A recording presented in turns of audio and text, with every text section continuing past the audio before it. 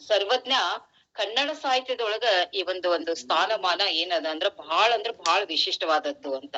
ಇವ ಪಂಪ ರನ್ನರಂತೆ ಚಂಪೂ ಕಾವ್ಯಗಳನ್ನ ರಚಿಸಿ ಪಂಡಿತರ ಮನ್ನಣೆಯನ್ನ ಪಡೆದವ ಹಾಗೂ ರಾಜ ಮಹಾರಾಜರ ಆಸ್ಥಾನಗಳಲ್ಲಿ ಸುಶೋಭಿಸಿ ಆಸ್ಥಾನದ ಒಂದು ಕವಿ ಆಗಿರ್ಲಿಲ್ಲ. ನಾವು ಬಹಳ ಜನರನ್ನ ಕವಿಗಳನ್ನ ಆಮೇಲೆ ಅವರು ನೋಡ್ತೇವೆ. ನಾವು ಎಷ್ಟೆಷ್ಟು ದೊಡ್ಡ ದೊಡ್ಡ ರಾಜ ಮಹಾರಾಜರಲ್ಲಿ ಸಾಕಷ್ಟು ಮಂದಿ ಕವಿವರ್ಯರು ಇರ್ತಾರೆ. ಆದ್ರೆ ಆ ತರ ಇದ್ದಂತ ಕವಿ ಇವ ಅಲ್ಲ. ಯಾರು? ಸರ್ವಜ್ಞ. ಇವ ಆ ರೀತಿ ಇದ್ದಂತವಲ್ಲ.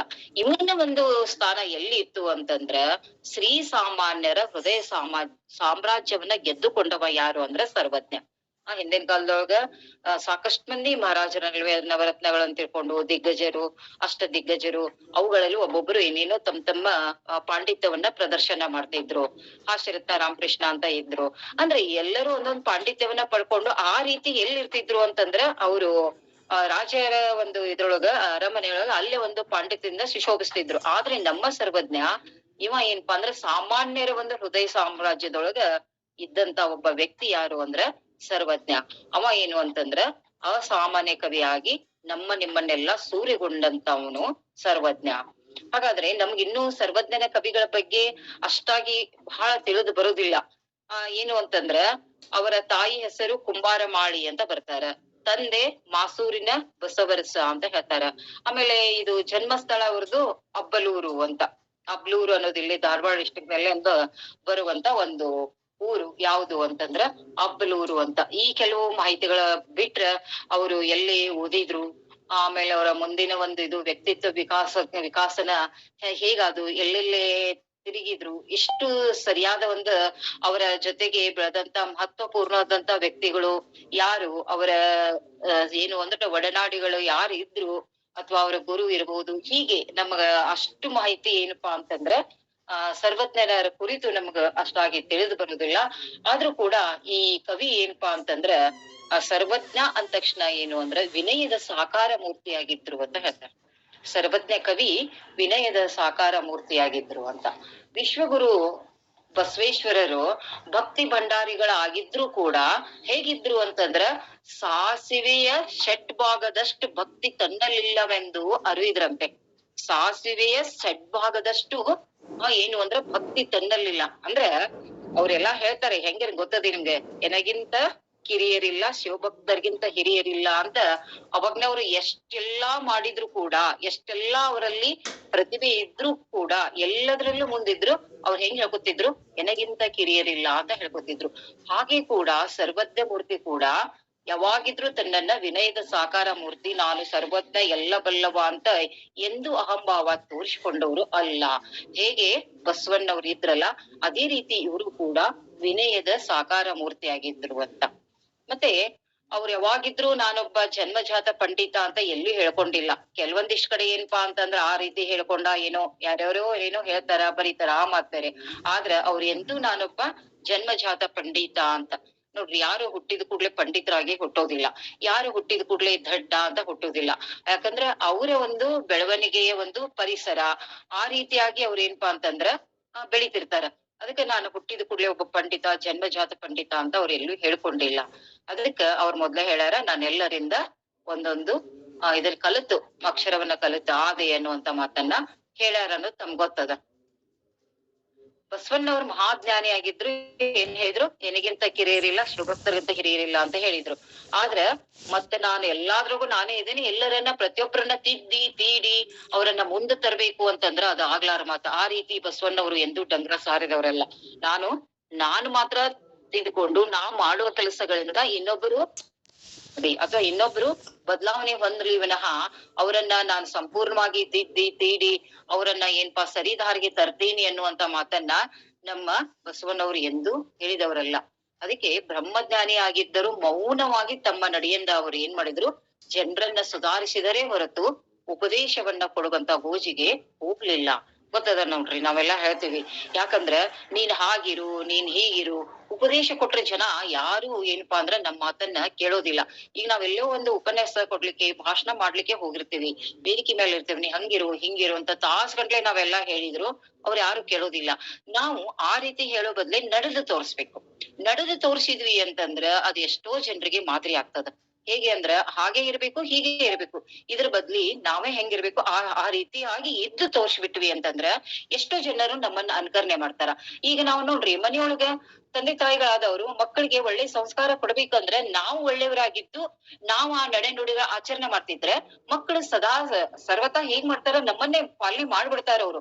ನಾವು ಕೆಟ್ಟದ್ದನ್ನೇನೋ ಮಾಡ್ಕೊಂಡು ನೀನ್ ಹಂಗಿರ್ಬೇಕು, ನಾವು ಟಿವಿ ನೋಡ್ಕೊತ ಕೂತು ಮಗನೇ ನೀನು ಪುಸ್ತಕ ಓದು ಅಂತ ಹೇಳಿದ್ರ, ಅಥವಾ ನಾವ್ ಮೊಬೈಲ್ ನೋಡ್ಕೊತ ಕೂತು ನೀನು ಪುಸ್ತಕ ಓದು ನೀನ್ ಅಭ್ಯಾಸ ಮಾಡು ಅಂತಂದ್ರ ಅಲ್ಲ.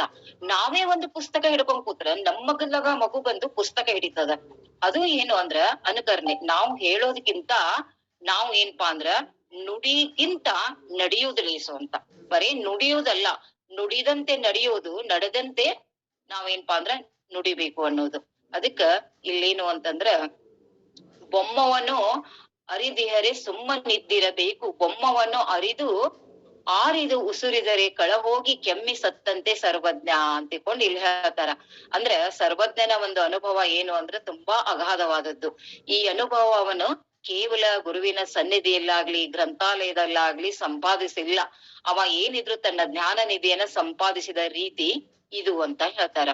ಹೇಗೆ ಅಂತಂದ್ರ ನೋಡ್ರಿ, ಅವನ ಒಂದು ಜ್ಞಾನ ಭಂಡಾರ ಅಪರಿಮಿತವಾದದ್ದು. ಮತ್ತೆ ಅವನು ಏನು ಅಂತಂದ್ರ ಒಂದ್ ಮಾತ್ ನಾವ್ ಹೇಳ್ತೀವಿ, ಸರ್ವಜ್ಞ ಏನಾದ್ರ ಒಂದು ನಾವ್ ಬಹಳ ಎಲ್ಲವನ್ನ ಮಾತಾಡ್ಲಿಕ್ಕತ್ರ ನೀನ್ ಸರ್ವಜ್ಞ ಆಗೇನ, ಭಾರಿ ಆಗಿ ಬಿಡಪಾ ಸರ್ವಜ್ಞ ತರ ಮಾತಾಡ್ತಿ ನೋಡ್ರಿ. ನಮ್ಮ ಮಾತಿನ ಮುಂದೆ ನಾವ್ ಹೇಳೋದು ಏನು ಅಂತಂದ್ರ ಎಲ್ಲಾ ಗೊತ್ತೈತೆ ಅಂತ ಅನ್ನೋ ತರ ನಾವ್ ಮಾತಾಡಕತ್ವಿ ಅಂದ್ರ ನೀನ್ ದೊಡ್ಡ ಭಾರಿ ಸರ್ವಜ್ಞ ಆಗಿ ಹೇಳ ಅಂತ ನಾವ್ ಮಾತಿನ ಮುಂದೆ ಹೇಳ್ತೇವೆ. ಯಾಕಂದ್ರೆ ಸರ್ವಜ್ಞ ಎಲ್ಲರಲ್ಲಿ ಒಂದೊಂದು ವಿಷಯಗಳನ್ನ ತಿಳಿದುಕೊಂಡು ಒಂಥರ ಆಡು ಮುಟ್ಟದ ಗಿಡವಿಲ್ಲ, ಸರ್ವಜ್ಞ ಹೇಳದ ವಿಷಯವಿಲ್ಲ ಅನ್ನುವಂತ ಮಾತನ್ನ ನಾವ್ ಸರ್ವಜ್ಞನಿಗೆ ಮಾತ್ರ ಹೇಳಲಿಕ್ಕೆ ಸಾಧ್ಯ ಐತಿ. ಈಗ ಅದೇ ಮಾತು ಯಾರಿಗೆ ಅಂತಂದ್ರ ಸರ್ವಜ್ಞನಿಗೆ ಮಾತ್ರ ಇದೇನ್ಪಾ ಅಂತಂದ್ರ ಒಪ್ತಕ್ಕದ್ದು ಅಂತ. ಹೇಗೆ ಆಡು ಮುಟ್ಟದ ಗಿಡವಿಲ್ಲ, ಸರ್ವಜ್ಞ ಹೇಳದ ವಿಷಯವಿಲ್ಲ. ನೋಡ್ರಿ ನೀವು ಎಲ್ಲಾ ವಿಷಯ ಹಾಗೆ ನೀವು ನೋಡ್ತಾ ಹೋದ್ರೆ ನಮಗ ಆಶ್ಚರ್ಯ ಅನ್ಸದ. ಏನ್ಪಾ ಎಷ್ಟು ಎಲ್ಲಾ ಏನು ಅಂತಂದ್ರ ಮುಂದಾಗುವುದನ್ನ ಹಿಂದ ಆಗಿದ್ದನ್ನ ಎಲ್ಲವನ್ನ ಎಷ್ಟರ ಅವ ಚಾನ್ ಇದ್ದ, ಎಷ್ಟರ ಅವರಲ್ಲಿ ಅಷ್ಟು ಬುದ್ಧಿಮತ್ತೆ ಅಷ್ಟು ಪ್ರತಿಭೆ ಇತ್ತು ಅನ್ನೋದು ಅವ್ರ ಪ್ರತಿಯೊಂದು ವಚನಗಳ. ಮತ್ತೆ ಅವ್ರು ಹೇಳೋದು ಹೆಂಗ್ ಹೇಳ್ತಾರ, ಕೇವಲ ತ್ರಿಪದಿ ಅಂದ್ರೆ ಹೆಂಗಿರ್ತಾವ ಅಂತಂದ್ರ ಬಹಳ ಸಣ್ಣ ಸಣ್ಣ ಚಿಕ್ಕ ಚಿಕ್ಕ ಸಾಲುಗಳು ಹಾಗೆ ಅವ್ರು ಹೇಳ್ತಿರ್ತಾರ. ಮತ್ತ ಏನು ಅಂತಂದ್ರ ನೋಡ್ರಿ ನಾವು ಉದಾಹರಣೆವಾಗಿ ಅವ್ರು ಏನು ಅಂದ್ರ ವಿಷಯಗಳನ್ನ ಸರ್ವಜ್ಞನ ನಿರೂಪಿಸುವ ಕೆಲವು ತ್ರಿಪದಿಗಳನ್ನ ನಾವಿಲ್ಲಿ ನೋಡಿದ್ರ, ಕೋಟಿ ವಿದ್ಯೆಗಳಲ್ಲಿ ಮೇಟಿ ವಿದ್ಯೆಯೇ ಮೇಲು. ನೋಡ್ರಿ ಇದನ್ನ ನಾವು ವಿಶ್ಲೇಷಣೆ ಮಾಡ್ತಾ ಹೋದ್ರೆ ಬಾಳ ದೊಡ್ಡದಾಗ್ತದ. ಮೇಟಿ ರಾಟಿ ನಡೆದುದಲ್ಲದೆ ದೇಶ ದಾಟವೇ ಕೆಡುಗು ಸರ್ವಜ್ಞ.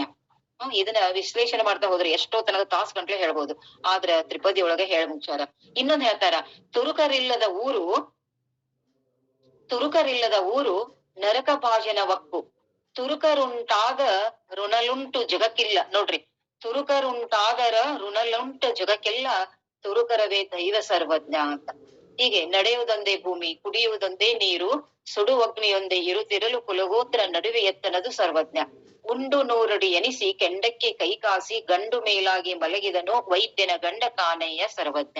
ಹೀಗೆ ಇವ ತ್ರಿಪದಿ ಒಳಗೆ ಇದ್ರೆ ಎಲ್ಲವನ್ನ ಒಂದೊಂದೇ ನಾವು ವಿಶ್ಲೇಷಣೆ ಮಾಡ್ತಾ ಹೋದ್ರೆ ಏನು ಅಂತಂದ್ರ ಇವನ ಜ್ಞಾನ ಶಕ್ತಿಯನ್ನ ನೋಡಿದ್ರ ಈ ಒಂದ್ ರೀತಿ ಸರ್ವಜ್ಞ ನಡೆದಾಡುವ ವಿಶ್ವಕೋಶವೇ ಆಗಿದ್ರೇನು ಅಂತ ಅನ್ಸುತ್ತ.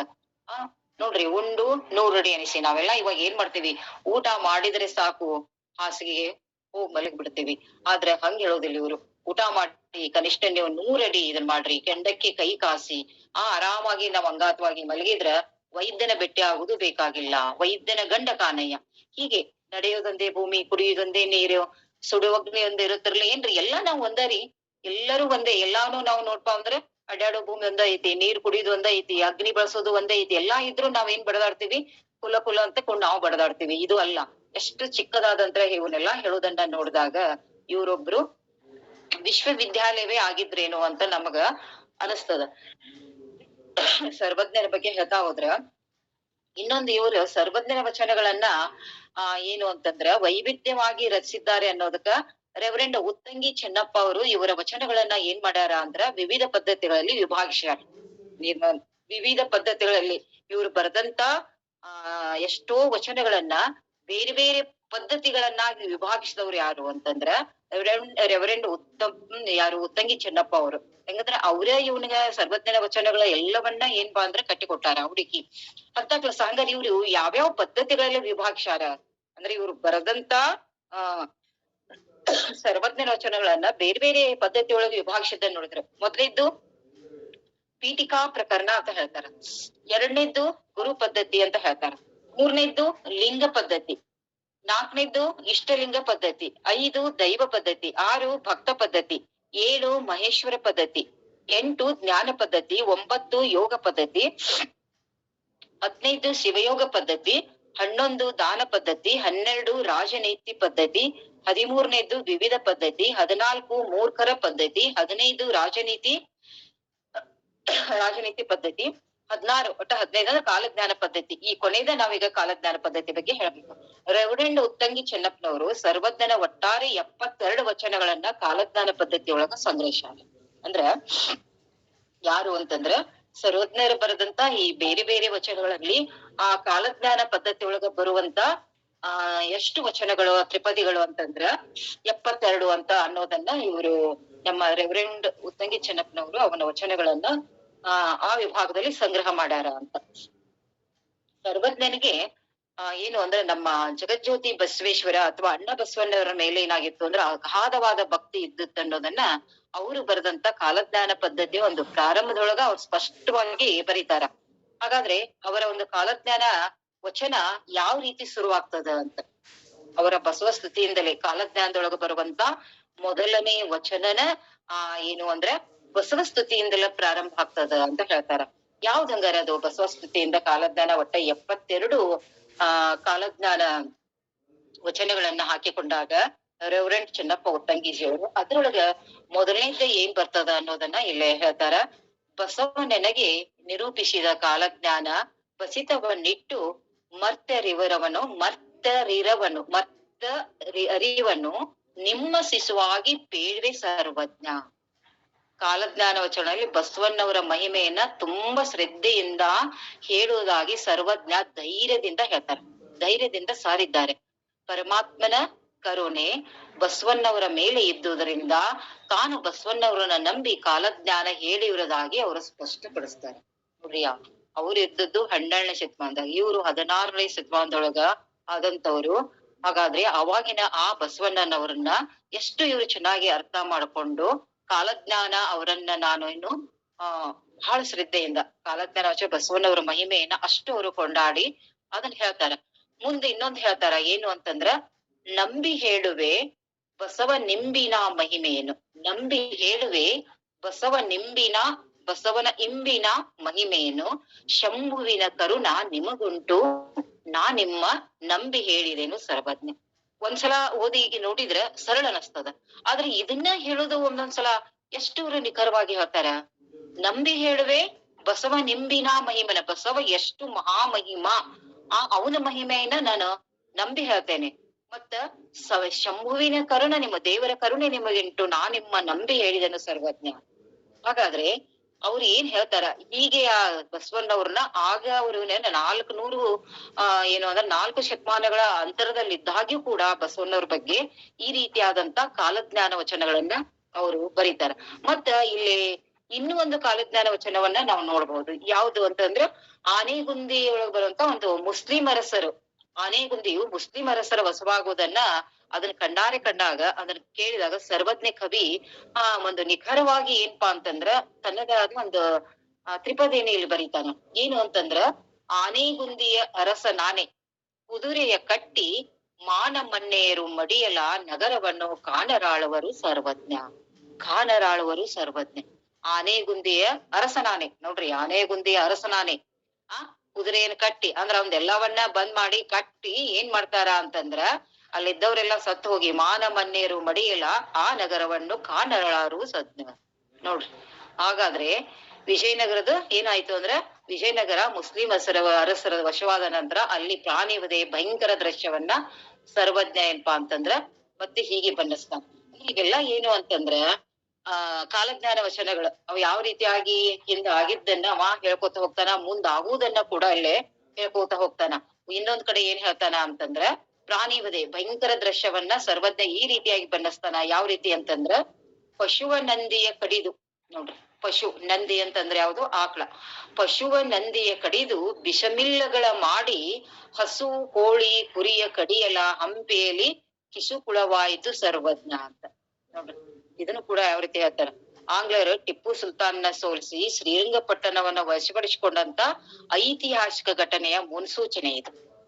ಮುಂದಾಗುದಂತ ಆ ಒಂದು ಮುನ್ಸೂಚನೆಯನ್ನ ಸರ್ವಜ್ಞ ಏನ್ ಮಾಡ್ಯಾನ ಈ ಕಾಲಜ್ಞಾನ ವಚನದಲ್ಲಿ ಹೇಳ್ಯಾನ ಅಂತ. ಹೀಗೆ ಇನ್ನೊಂದು, ಆಂಗ್ಲ ದೇಶದೆಂ ಪಾರಂಗೇರು ಬಂದು, ನಾವು ಪಾರಂಗೇರು ಅನ್ನೋದಕ್ಕೆ ನಾವು ಸಾಕಷ್ಟು ಮತ್ತ ಅವ್ರಿಗೆ ಏನು ಅಂತಂದ್ರ ಬೇರೆ ಬೇರೆ ಇವ್ನ ಹೇಳ್ತೇವಿ, ಯಾರು ಬ್ರಿಟಿಷರಿಗೆ ಪಾರಂಗೇರು ಅಥವಾ ಕೆಂಪು ಏನು ಅಂದ್ರೆ ಕೆಂಪು ಮೋತಿ ಅನ್ನೋದು ಅಥವಾ ಆ ರೀತಿ ನಾವು ಹೇಳ್ತೇವೆ. ಆಂಗ್ಲ ದೇಶದ ಪಾರಂಗೇರು ಬಂದು ಶ್ರೀರಂಗಪಟ್ಟಣದ ತೆಗೆದೆಲ್ಲ ಜಗವನ್ನ ಭಂಗಪಡಿಸುವರು ಸರ್ವಜ್ಞ. ನೋಡ್ರಿ, ಅವ್ರ ಆಂಗ್ಲೇಯ ಬರುವುದು ಯಾವಾಗ ಮುಂದ್ ಬಂದದ್ದು ಅವ್ರಿಗೆ ಮುಂದ ಎಷ್ಟು ಅಂತಂದ್ರ 200-300 ವರ್ಷಗಳ ಅಂತರ ಮುಂದಿಂದು. ಹಿಂದಿಂದು ಎಷ್ಟು ಅಂತರ ಅದ, ಈಗ ಮುಂದಿಂದು ಕೂಡ ಏನು ಅಂತಂದ್ರ ಆಂಗ್ಲರು ಬಂದ್ ಏನ್ ಮಾಡ್ತಾರ, ಆಮೇಲೆ ಇಲ್ಲಿ ಬಂದ ನಮ್ಮ ಜಗವನ್ನೆಲ್ಲಾ ಭಂಗಪಡಿಸಿ ಏನೆಲ್ಲ ಮಾಡ್ತಾರ ಅನ್ನೋದನ್ನ ಅವ್ರೇನು ಅಂದ್ರ ಕಾಲಜ್ಞಾನದೊಳಗನ ಮೊದಲ ಬರ್ದಿಟ್ಟಾರ ಅಂತ. ಅಂದ್ರ ಇಲ್ಲಿ ಅದ್ರ ಬಗ್ಗೆ ಇಲ್ಲಿ ವಿಸ್ತಾರವಾಗಿ ಹೇಳಬೇಕು ಅಂತಂದ್ರ, ಆಂಗ್ಲರು ಮೈಸೂರು ಹುಲಿ ಎನಿಸಿಕೊಂಡಂತ ಟಿಪ್ಪು ಸುಲ್ತಾನನನ್ನ ಸೋಲಿಸಿ ಶ್ರೀರಂಗಪಟ್ಟಣದ ಸುತ್ತಮುತ್ತಲಿನ ವಿಶಾಲವಾದಂತ ಪ್ರದೇಶವನ್ನ ವಶಪಡಿಸಿಕೊಂಡಿದ್ದ ಸರ್ವಜ್ಞನ ಕಾಲಜ್ಞಾನದ ಸತ್ಯತೆಯನ್ನ ಸ್ಫುಟವಾಗಿ ಬಿತ್ತರಿಸುತ್ತದೆ ಅಂತ. ಆಂಗ್ಲರ ರೂಪ ಮತ್ತು ಅವ್ರ ಆಂಗ್ಲರ ರೂಪ ಮತ್ತು ಅವರ ಕಪಿಬುದ್ಧಿಯ ಸುಂದರವಾದಂತ ವರ್ಣನೆ ಸರ್ವಜ್ಞನ ಈ ವಚನದಲ್ಲಿ ಯಥಾವತ್ತಾಗಿ ನಾವು ನೋಡ್ಬಹುದು ಅಂತ. ಆಂಗ್ಲರ ರೂಪ ಅವ್ರು ಹೆಂಗಿದ್ರು ಏನು ಅಂತಂದ್ರ ನೋಡ್ಲಿಕ್ಕೆ ಅಷ್ಟು ಅವರು ನಾವು ಕೆಂಪು ಮುಖದ ಮಂಗಗಳು, ಕೆಂಪು ಮುಖದ ಕೋತಿಗಳು ಅಥವಾ ಇನ್ನು ಅವ್ರಿಗೆ ಯಾವ ರೀತಿಯಾಗಿ ನಾವು ಹೇಳ್ತೀವಿ ಅದನ್ನ ಇವರು ಇಲ್ಲಪ್ಪ ಅಂತಂದ್ರ ಅವರ ರೂಪದ ಬಗ್ಗೆ, ಅವರ ಬುದ್ಧಿ ಕೂಡ ಅಂತದೇ. ಬುದ್ಧಿ ಒಂದೇ ಕಡೆ ಇದು ನಿಂದ್ರಲ್ಲೇ ಇದು ಅಂತ ಒಂದು ಬುದ್ಧಿಯನ್ನ ಅದನ್ನು ಕೂಡ ಇವ್ರೇನ್ಪಾ ಅಂದ್ರ ಕಾಲಜ್ಞಾನ ವಚನದೊಳಗ ಯಥಾವತ್ತವಾಗಿ ಅಲ್ಲಿ ಬರೆದಿಟ್ಟಾರಂತ. ಒಟ್ಟಾರೆಯವರ ಅಂದ್ರ ಭಾರತೀಯ ರಾಜ್ಯಗಳನ್ನ ಅವ್ರು ಯಾವ ರೀತಿಯಾಗಿ ಒಂದೊಂದಾಗಿ ಕಬಳಿಸ್ತಾ ಬಂದದ್ದು ಐತಿಹಾಸಿಕ ಸತ್ಯ ನಮ್ಗೆಲ್ಲಾ ಗೊತ್ತದ. ಅವ್ರ ಮೊದ್ಲು ಯಾವ ರೀತಿಯಾಗಿ ಬ್ರಿಟಿಷರು ತಕ್ಕಡಿ ಹಿಡ್ಕೊಂಡು ನಮ್ಮಲ್ಲಿ ಮಸಾಲೆಗೋಸ್ಕರ ಬಂದ್ರು, ಮುಂದೆ ಇಲ್ಲಿ ಏನೆಲ್ಲಾ ಮಾಡಿದ್ರು, ನಮ್ಮವ್ರನ್ನೇ ಕಟ್ಟಿ ಹಾಕಿ ನಮ್ಮವ್ರ ಮೇಲೆ ದಬ್ಬಾಳಿಕೆ ಮಾಡಿ ಯಾವ ರೀತಿಯಾಗಿ ನಮ್ಮ ದೇಶವನ್ನ ಅವರು ಮುಂದೆ ಆಳ್ತಾ ಬಂದ್ರು. ಸ್ವಾತಂತ್ರ್ಯ ಸಿಗೋತನ ನಾವ್ ಎಷ್ಟೋ ಅವ್ರ ಕಪಿಮುಷ್ಟಿಯೊಳಗೆ ಸಿಕ್ವಿ. ಹೀಗೆ ಅದನ್ನು ಕೂಡ ಇವರು ಕಾಲಜ್ಞಾನ ವಚನದೊಳಗೆ ಹೇಳ್ತಾರ. ಮತ್ತೆ ಇಲ್ಲಿ ಮುಂದೆ ಒಂದು ಹೇಳ್ತಾರ, ಅವ್ರು ನೋಡಾಕ್ ಹೆಂಗಿದ್ರು ಅನ್ನುವಂಥದ್ದು ಒಂದು ವಚನವನ್ನ ಸರ್ವಜ್ಞ ಇಲ್ಲಿ ಇನ್ನೊಂದು ಹೇಳ್ತಾರ. ಹೆಂಗಸರ ಹೋಲುವ ಮಂಗನ ತಲೆಯವರು ಸಂಗಮಕ್ಕೆ ಬಂದು ನಿಂದಿರುತ್ತ ರಾಜ್ಯವನ್ನು ನುಂಗಿಬಿಟ್ಟಾರು ಸರ್ವಜ್ಞ. ಹೆಂಗಸರ ಹೋಲುವ ಮಂಗನ ತಲೆಯವರು ಸಂಗಮಕ್ಕೆ ಬಂದು ನಿಂದಿರುತ್ತ ರಾಜ್ಯವನ್ನು ನುಂಗಿಬಿಟ್ಟಾರು ಸರ್ವಜ್ಞ. ಈ ರೀತಿ ಅದನ್ನು ಕೂಡ ಹಾಗೆ ಹೇಳ್ತಾರ.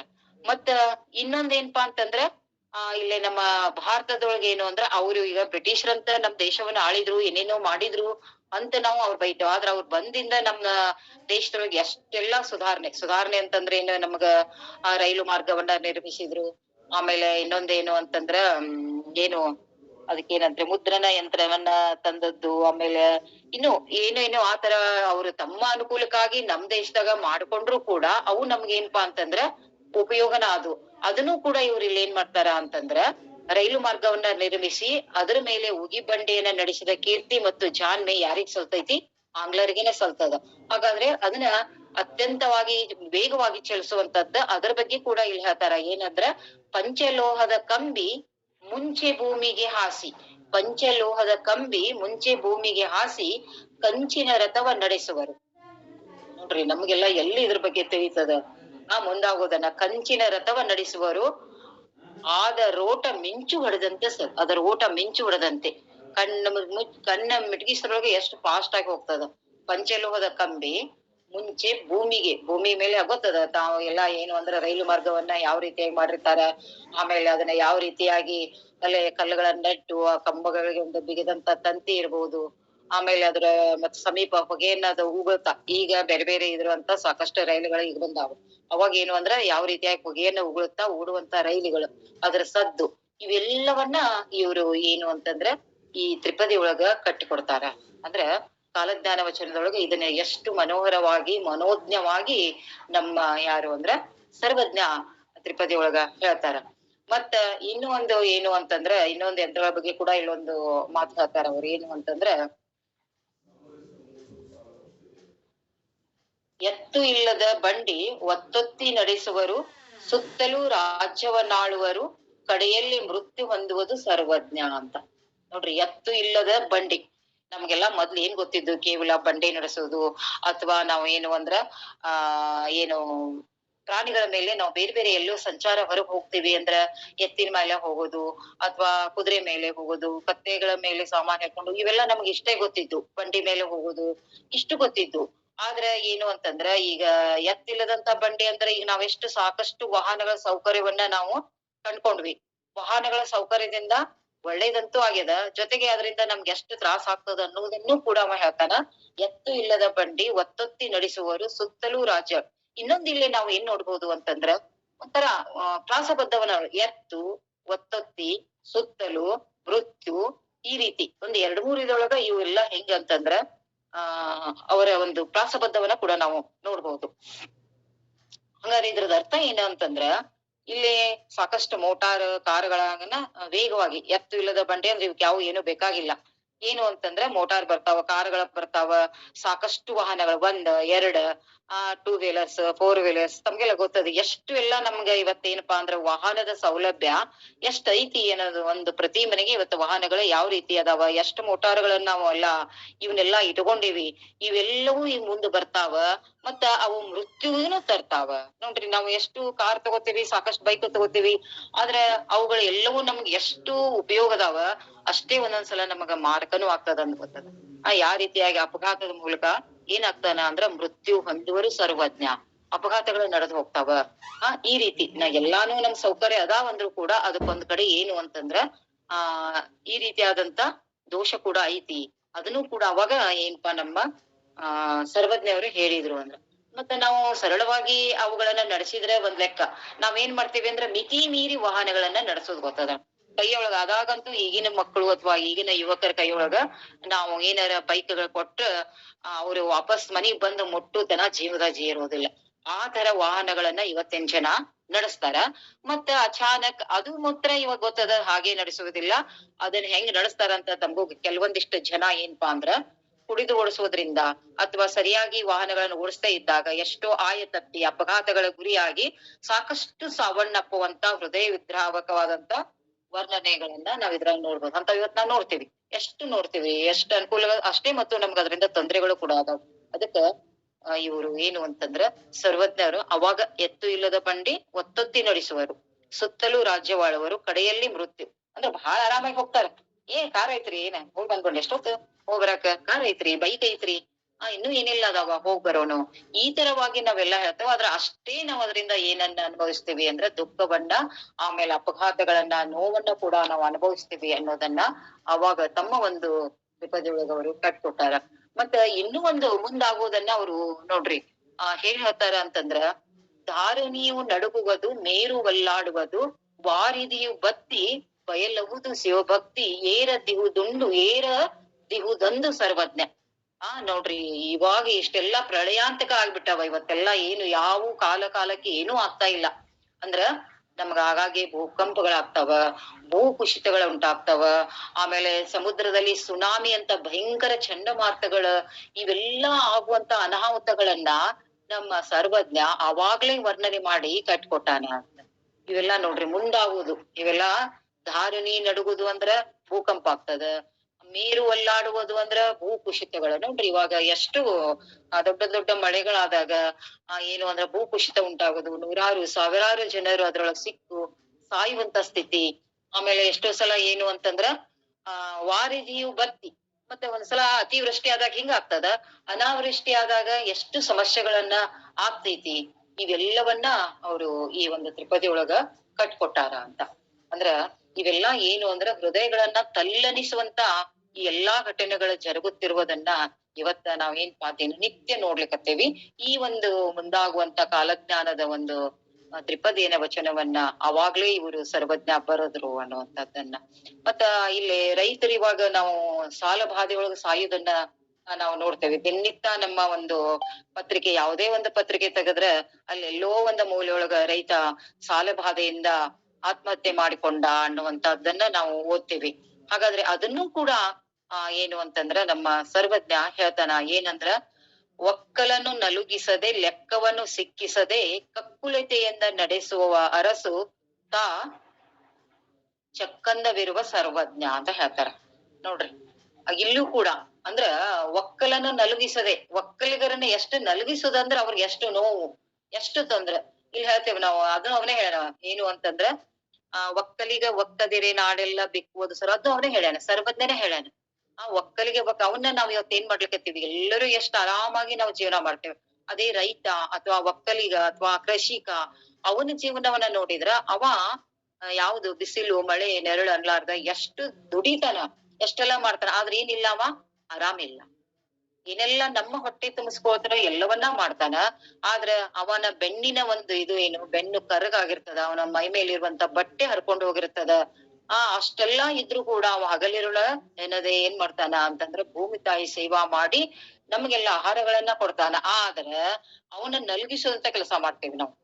ಆ ರೀತಿ ಮಾಡಿದಾಗ ನಮ್ಗ ಇದು ಆ ರೀತಿ ಆದಾಗ ಅವ ಏನಾಗ್ತಾನ ಅಂತಂದ್ರ ಸಾಲ ಬಾಧೆಯನ್ನ ತಾಳ್ಲಾರ್ದೆ ಆತ್ಮಹತ್ಯೆ ಮಾಡ್ಕೊತಾನ ಅನ್ನೋದನ್ನ ಅವಾಗೇ ಬರ್ದೋಗ್ಯಾರ. ಇವತ್ತ ನೋಡ್ರಿ ಎಷ್ಟು ಆತ್ಮಹತ್ಯೆ ಮಾಡ್ಕೊಂಡ್ರು ಯಾವ ಸರ್ಕಾರ ಅವರ ಹಿತರಕ್ಷಣೆಯನ್ನ ಮಾಡ್ತಾ ಇಲ್ಲ. ಅದು ಏನು ಅಂತಂದ್ರ ಒಕ್ಕಲಿಗನಿಂದ ನೀವು ಪ್ರೀತಿಯಿಂದ ನೋಡ್ಕೊಳ್ರಿ. ಆ ಪ್ರೀತಿಯಿಂದ ನೋಡ್ಕೊಳ್ಳುವಂತದ್ದು ಏನು ಅಂತ ಬಂದ್ರೆ ಏನಾಗ್ತದ ಅಂತಂದ್ರ ನಮ್ಮ ರಾಜ್ಯ ಕಲ್ಯಾಣ ರಾಜ್ಯ ಆಗ್ತೈತಿ ಅಂತ. ಅಂದ್ರ ಮೊಟ್ಟ ಮೊದಲು ನಾವು ಯಾರಿಗೆ ಅಂತಂದ್ರ ನಾವಿಲ್ಲೇ ನಮ್ಮ ಶಾಸ್ತ್ರಿಯವರು ಹೇಳ್ತಾರ ಏನು ಅಂತಂದ್ರ, ಲಾಲ್ ಬಹದ್ದೂರ್ ಶಾಸ್ತ್ರಿ ತಮ್ಗೆಲ್ಲಾ ಗೊತ್ತು. ಏನ್ ಹೇಳ್ತಾರ, ಜೈ ಜವಾನ್ ಜೈ ಕಿಸಾನ್ ಅಂತ ಹೇಳಿದ್ದ. ಅವ್ರು ಹೇಳಿದಂತ ಒಂದು ಘೋಷ ವಾಕ್ಯ ಜೈ ಜವಾನ್. ಜವಾನ್ರಂದ್ರ ಇವತ್ತ ನೋಡ್ರಿ, ಜವಾನ್ರಿದ್ದಾಗ ನಾವ್ ಇವತ್ತೆಲ್ಲಾ ಇಷ್ಟ್ ಚೆನ್ನಾಗಿ ಅವರೆಲ್ಲಾ ಅಲ್ಲಿ ಕುತ್ಕೊಂಡು ಅಷ್ಟ್ ಚಂದ ಏನ್ ಮಾಡ್ಲಿಕತ್ತಾರ ಅಂತಂದ್ರ ರಾಜ್ಯವನ್ನ ಗಡಿಗಳನ್ನ ಕಾಯ್ದು ಅವ್ರು ತಮ್ಮ ಪ್ರಾಣಾರ್ಪಣೆಯನ್ನ ಮಾಡ್ಕೊಂಡು ಇವತ್ ನಾವಿಲ್ಲೆಲ್ಲಾ ಆರಾಮಾಗಿದ್ದೀವಿ ಅಂದ್ರೆ ಆ ಜವಾನ್ರು ಯೋಧರ ಕಾರಣ. ಮತ್ತ ಕಿಸಾನ್ ಅಂದ್ರೆ ಒಕ್ಕಲಿಗ. ನಾವು ಚಂದ ಹೊಟ್ಟೆ ತುಂಬಾ ಊಟ ಮಾಡ್ತೀವಿ ಅಂತಂದ್ರ ಕಿಸಾನ್. ಆದ್ರ ಅವ್ರಿಬ್ಬರ್ನಿಗೂ ನಾವ್ ಏನಪಾ ಅಂತಂದ್ರ ಲೆಕ್ಕಕ್ಕಿಟ್ಟಿಲ್ಲ. ಜವಾನ್ರಿಗೆ ಎಷ್ಟು ತೊಂದ್ರೆ ತಗೋತಾರ, ವರ್ಷಕ್ಕೊಂದ್ಸಲ ಕೂಡ ತಮ್ಮ ಹೆಂಡ್ರು ಮಕ್ಕಳು ನೋಡ್ಲಿಕ್ ಬರ್ಲಿಕ್ ಆಗೋದಿಲ್ಲ ಅವ್ರಿಗೆ. ಆ ಕಿಸಾನ್ ಅವ ಹಂಗೆ ಎಷ್ಟ್ ತೊಂದ್ರೆ ತಗೋತಿರ್ತಾನ. ಅವ್ರು ನಮ್ ದೇಶದ ಬೆನ್ನೆಲುಬುಗಳು ಕೂಡ, ಆದ್ರೂ ನಾವ್ ಅವ್ರನ್ನ ಚೆನ್ನಾಗಿ ಇಟ್ಟಿಲ್ಲ ಅನ್ನುವಂಥದ್ದು. ಅವ್ರನ್ನೇನಾರ ನೀವ್ ಚೆನ್ನಾಗಿಟ್ರ ರಾಜ್ಯ ಏನಾಗ್ತದ, ಕಲ್ಯಾಣ ರಾಜ್ಯ ಆಗ್ತದ ಅನ್ನುವಂತ ಕಿವಿ ಮಾತುಗಳನ್ನ ಹೇಳಿದ್ದಾನೇನೋ ಸರ್ವಜ್ಞ ಅನ್ನುವಂತ ಮಾತು ಈ ತ್ರಿಪದಿಂದ ನಮ್ಗೇನಾಗ್ತದ ಅಂದ್ರ ತಿಳಿದು ಬರ್ತದ. ಮತ್ತೆ ಇನ್ನೊಂದು, ಇವಾಗ ನೋಡ್ರಿ ನಮ್ ಜನರಲ್ಲಿ ಕನಿಷ್ಠ ನನಗನ್ಸಿದ ಮಟ್ಟಿಗೆ 30-40% ಇನ್ನು ಏನೇನೋ ನಾನ್ ನೋಡ್ಲಾಗಿ ಹೆಂಗ ಅಂತಂದ್ರ ಮದ್ಯಪಾನ ಅನ್ನೋದು ಇವತ್ತ ಏನಾಗ್ಬಿಟ್ಟದ ಅಂದ್ರ ಸರ್ವಾಂತರ್ಯಾಮಿಯಾಗಿ ಎಲ್ಲರಲ್ಲೂ ಅದು ಏನ್ಪಾ ಅಂತಂದ್ರ ಬೆಳಿಲಿಕತ್ತದ ಎನ್ನುವಂಥದ್ದನ್ನ. ಬಹಳ ಜನ ಕುಡಿಯದೇ ಇದ್ದವ್ರು ಎಷ್ಟು ಪರ್ಸೆಂಟೇಜ್ ಉಳ್ದಾರ ಅದನ್ನು ಕೂಡ ಹೇಳ್ಬಿಟ್ಟಾನವ. ಹೆಂಗ್ ಹೇಳ್ತಾನ ಅಂದ್ರ, ಮದ್ಯಪಾನವ ಮಾಡಿ ಇದ್ದುದೆಲ್ಲವ ನೀಗಿ, ಮದ್ಯಪಾನವ ಮಾಡಿ ಇದ್ದುದೆಲ್ಲವ ನೀಗಿ ಬಿದ್ದು ಬರುವವನ ಸದ್ದಡಿಗೆ ಸಂತಾನವೆದ್ದು ಹೋಗುವುದು ಸರ್ವಜ್ಞ. ಏನ್ರಿ ಎಷ್ಟು ಭಯಾನಕ ಈ ಒಂದ್ ತ್ರಿಪದಿ ನೋಡ್ಬಿಟ್ರ ನಿಜಕ್ಕೂ ನಮ್ಗ ಈ ಮುಂದಾಗೋದನ್ನ ಅವಾಗ್ಲೇ ಹೇಳ್ಯಾನ. ಕುಡಿಯುದು ಅಂದ್ರ ತಮ್ಗ ಅದ್ರ ಬಗ್ಗೆ ಗೊತ್ತದ, ಯಾವ ರೀತಿಯಾದ ಮದ್ಯಪಾನಗಳು ಅದ್ರಾಗ ಎಷ್ಟ್ ಬೇರೆ ಬೇರೆ ಇದು ಇರ್ತಾವ ಅಂತವೆಲ್ಲಾ ಕಲಬೆರಕೆವಂತೂ ಸಿಗ್ತಾವ ಈಗ. ಆಮೇಲೆ ಏನು ಅಂತಂದ್ರ ಸಣ್ಣವರಿಂದ ಹಿಡ್ಕೊಂಡು ಅದಕ್ಕ ವಯಸ್ಸಿನ ಒಂದು ಮಿತಿನೇ ಇಲ್ಲ. ಚಟ ಮಾಡೋದು ಅಂತಂದ್ರ ವಯಸ್ಸಿನ ಮಿತಿಯಿಂದ ಇವತ್ತ ಎಷ್ಟೋ ಇವಾಗ ನಾವು ನೋಡ್ತೇವಿ. ಇವಾಗ ನಮ್ಗೆ ದೊಡ್ಡದಾದ ಒಂದು ಸಮಸ್ಯೆ ನಿಮ್ಮನ್ನೆಲ್ಲರ ಕಾಣ್ತಾ ಇರೋದು ಏನು ಅಂದ್ರ 30-40 ವರ್ಷದ ಒಳಗಿನ ಯುವಕರು ಯುವತಿಯರು ಹೇಗ್ ಸಾಯ್ಲಿಕತ್ತಾರ ಅಂತಂದ್ರ ಹೃದಯದ ಸ್ತಂಭನ ಅಥವಾ ಹಾರ್ಟ್ ಅಟ್ಯಾಕ್ ನಿಂದ ಸಾಯ್ಲಿಕತ್ತಾರ. ಹಾಗಾದ್ರೆ ಇದಕ್ಕೆ ಏನ್ ಕಾರಣ? ಕೂತಲ್ಲೇ ಸಾಯೋದು ಅಥವಾ ನೃತ್ಯ ಮಾಡ್ತಾ ಬಿದ್ದ ಅಲ್ಲೇ ಸತ್ ಹೋಗೋದು.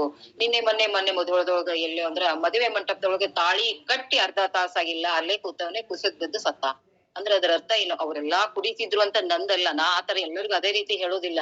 ಆದ್ರ ಎಲ್ಲೋ ಒಂದು ರೀತಿಯಾದಂತ ಸಣ್ಣ ಸಣ್ಣ ಅವರು ಚಟಗಳು ಇರ್ಬೋದು ಅಥವಾ ಏನೋ ಮಾಡಿರ್ಬೋದು ಅಥವಾ ಸರಿಯಾದ ಆಹಾರವನ್ನ ತೆಗೆದುಕೊಳ್ತಾ ಇವಾಗ ಚಟ್ಟಕ್ಕ ಅಧೀನರಾದವರು ಸರಿಯಾದ ಊಟ ಉಪಚಾರ ತೆಗೆದುಕೊಳ್ಳೋದಿಲ್ಲ.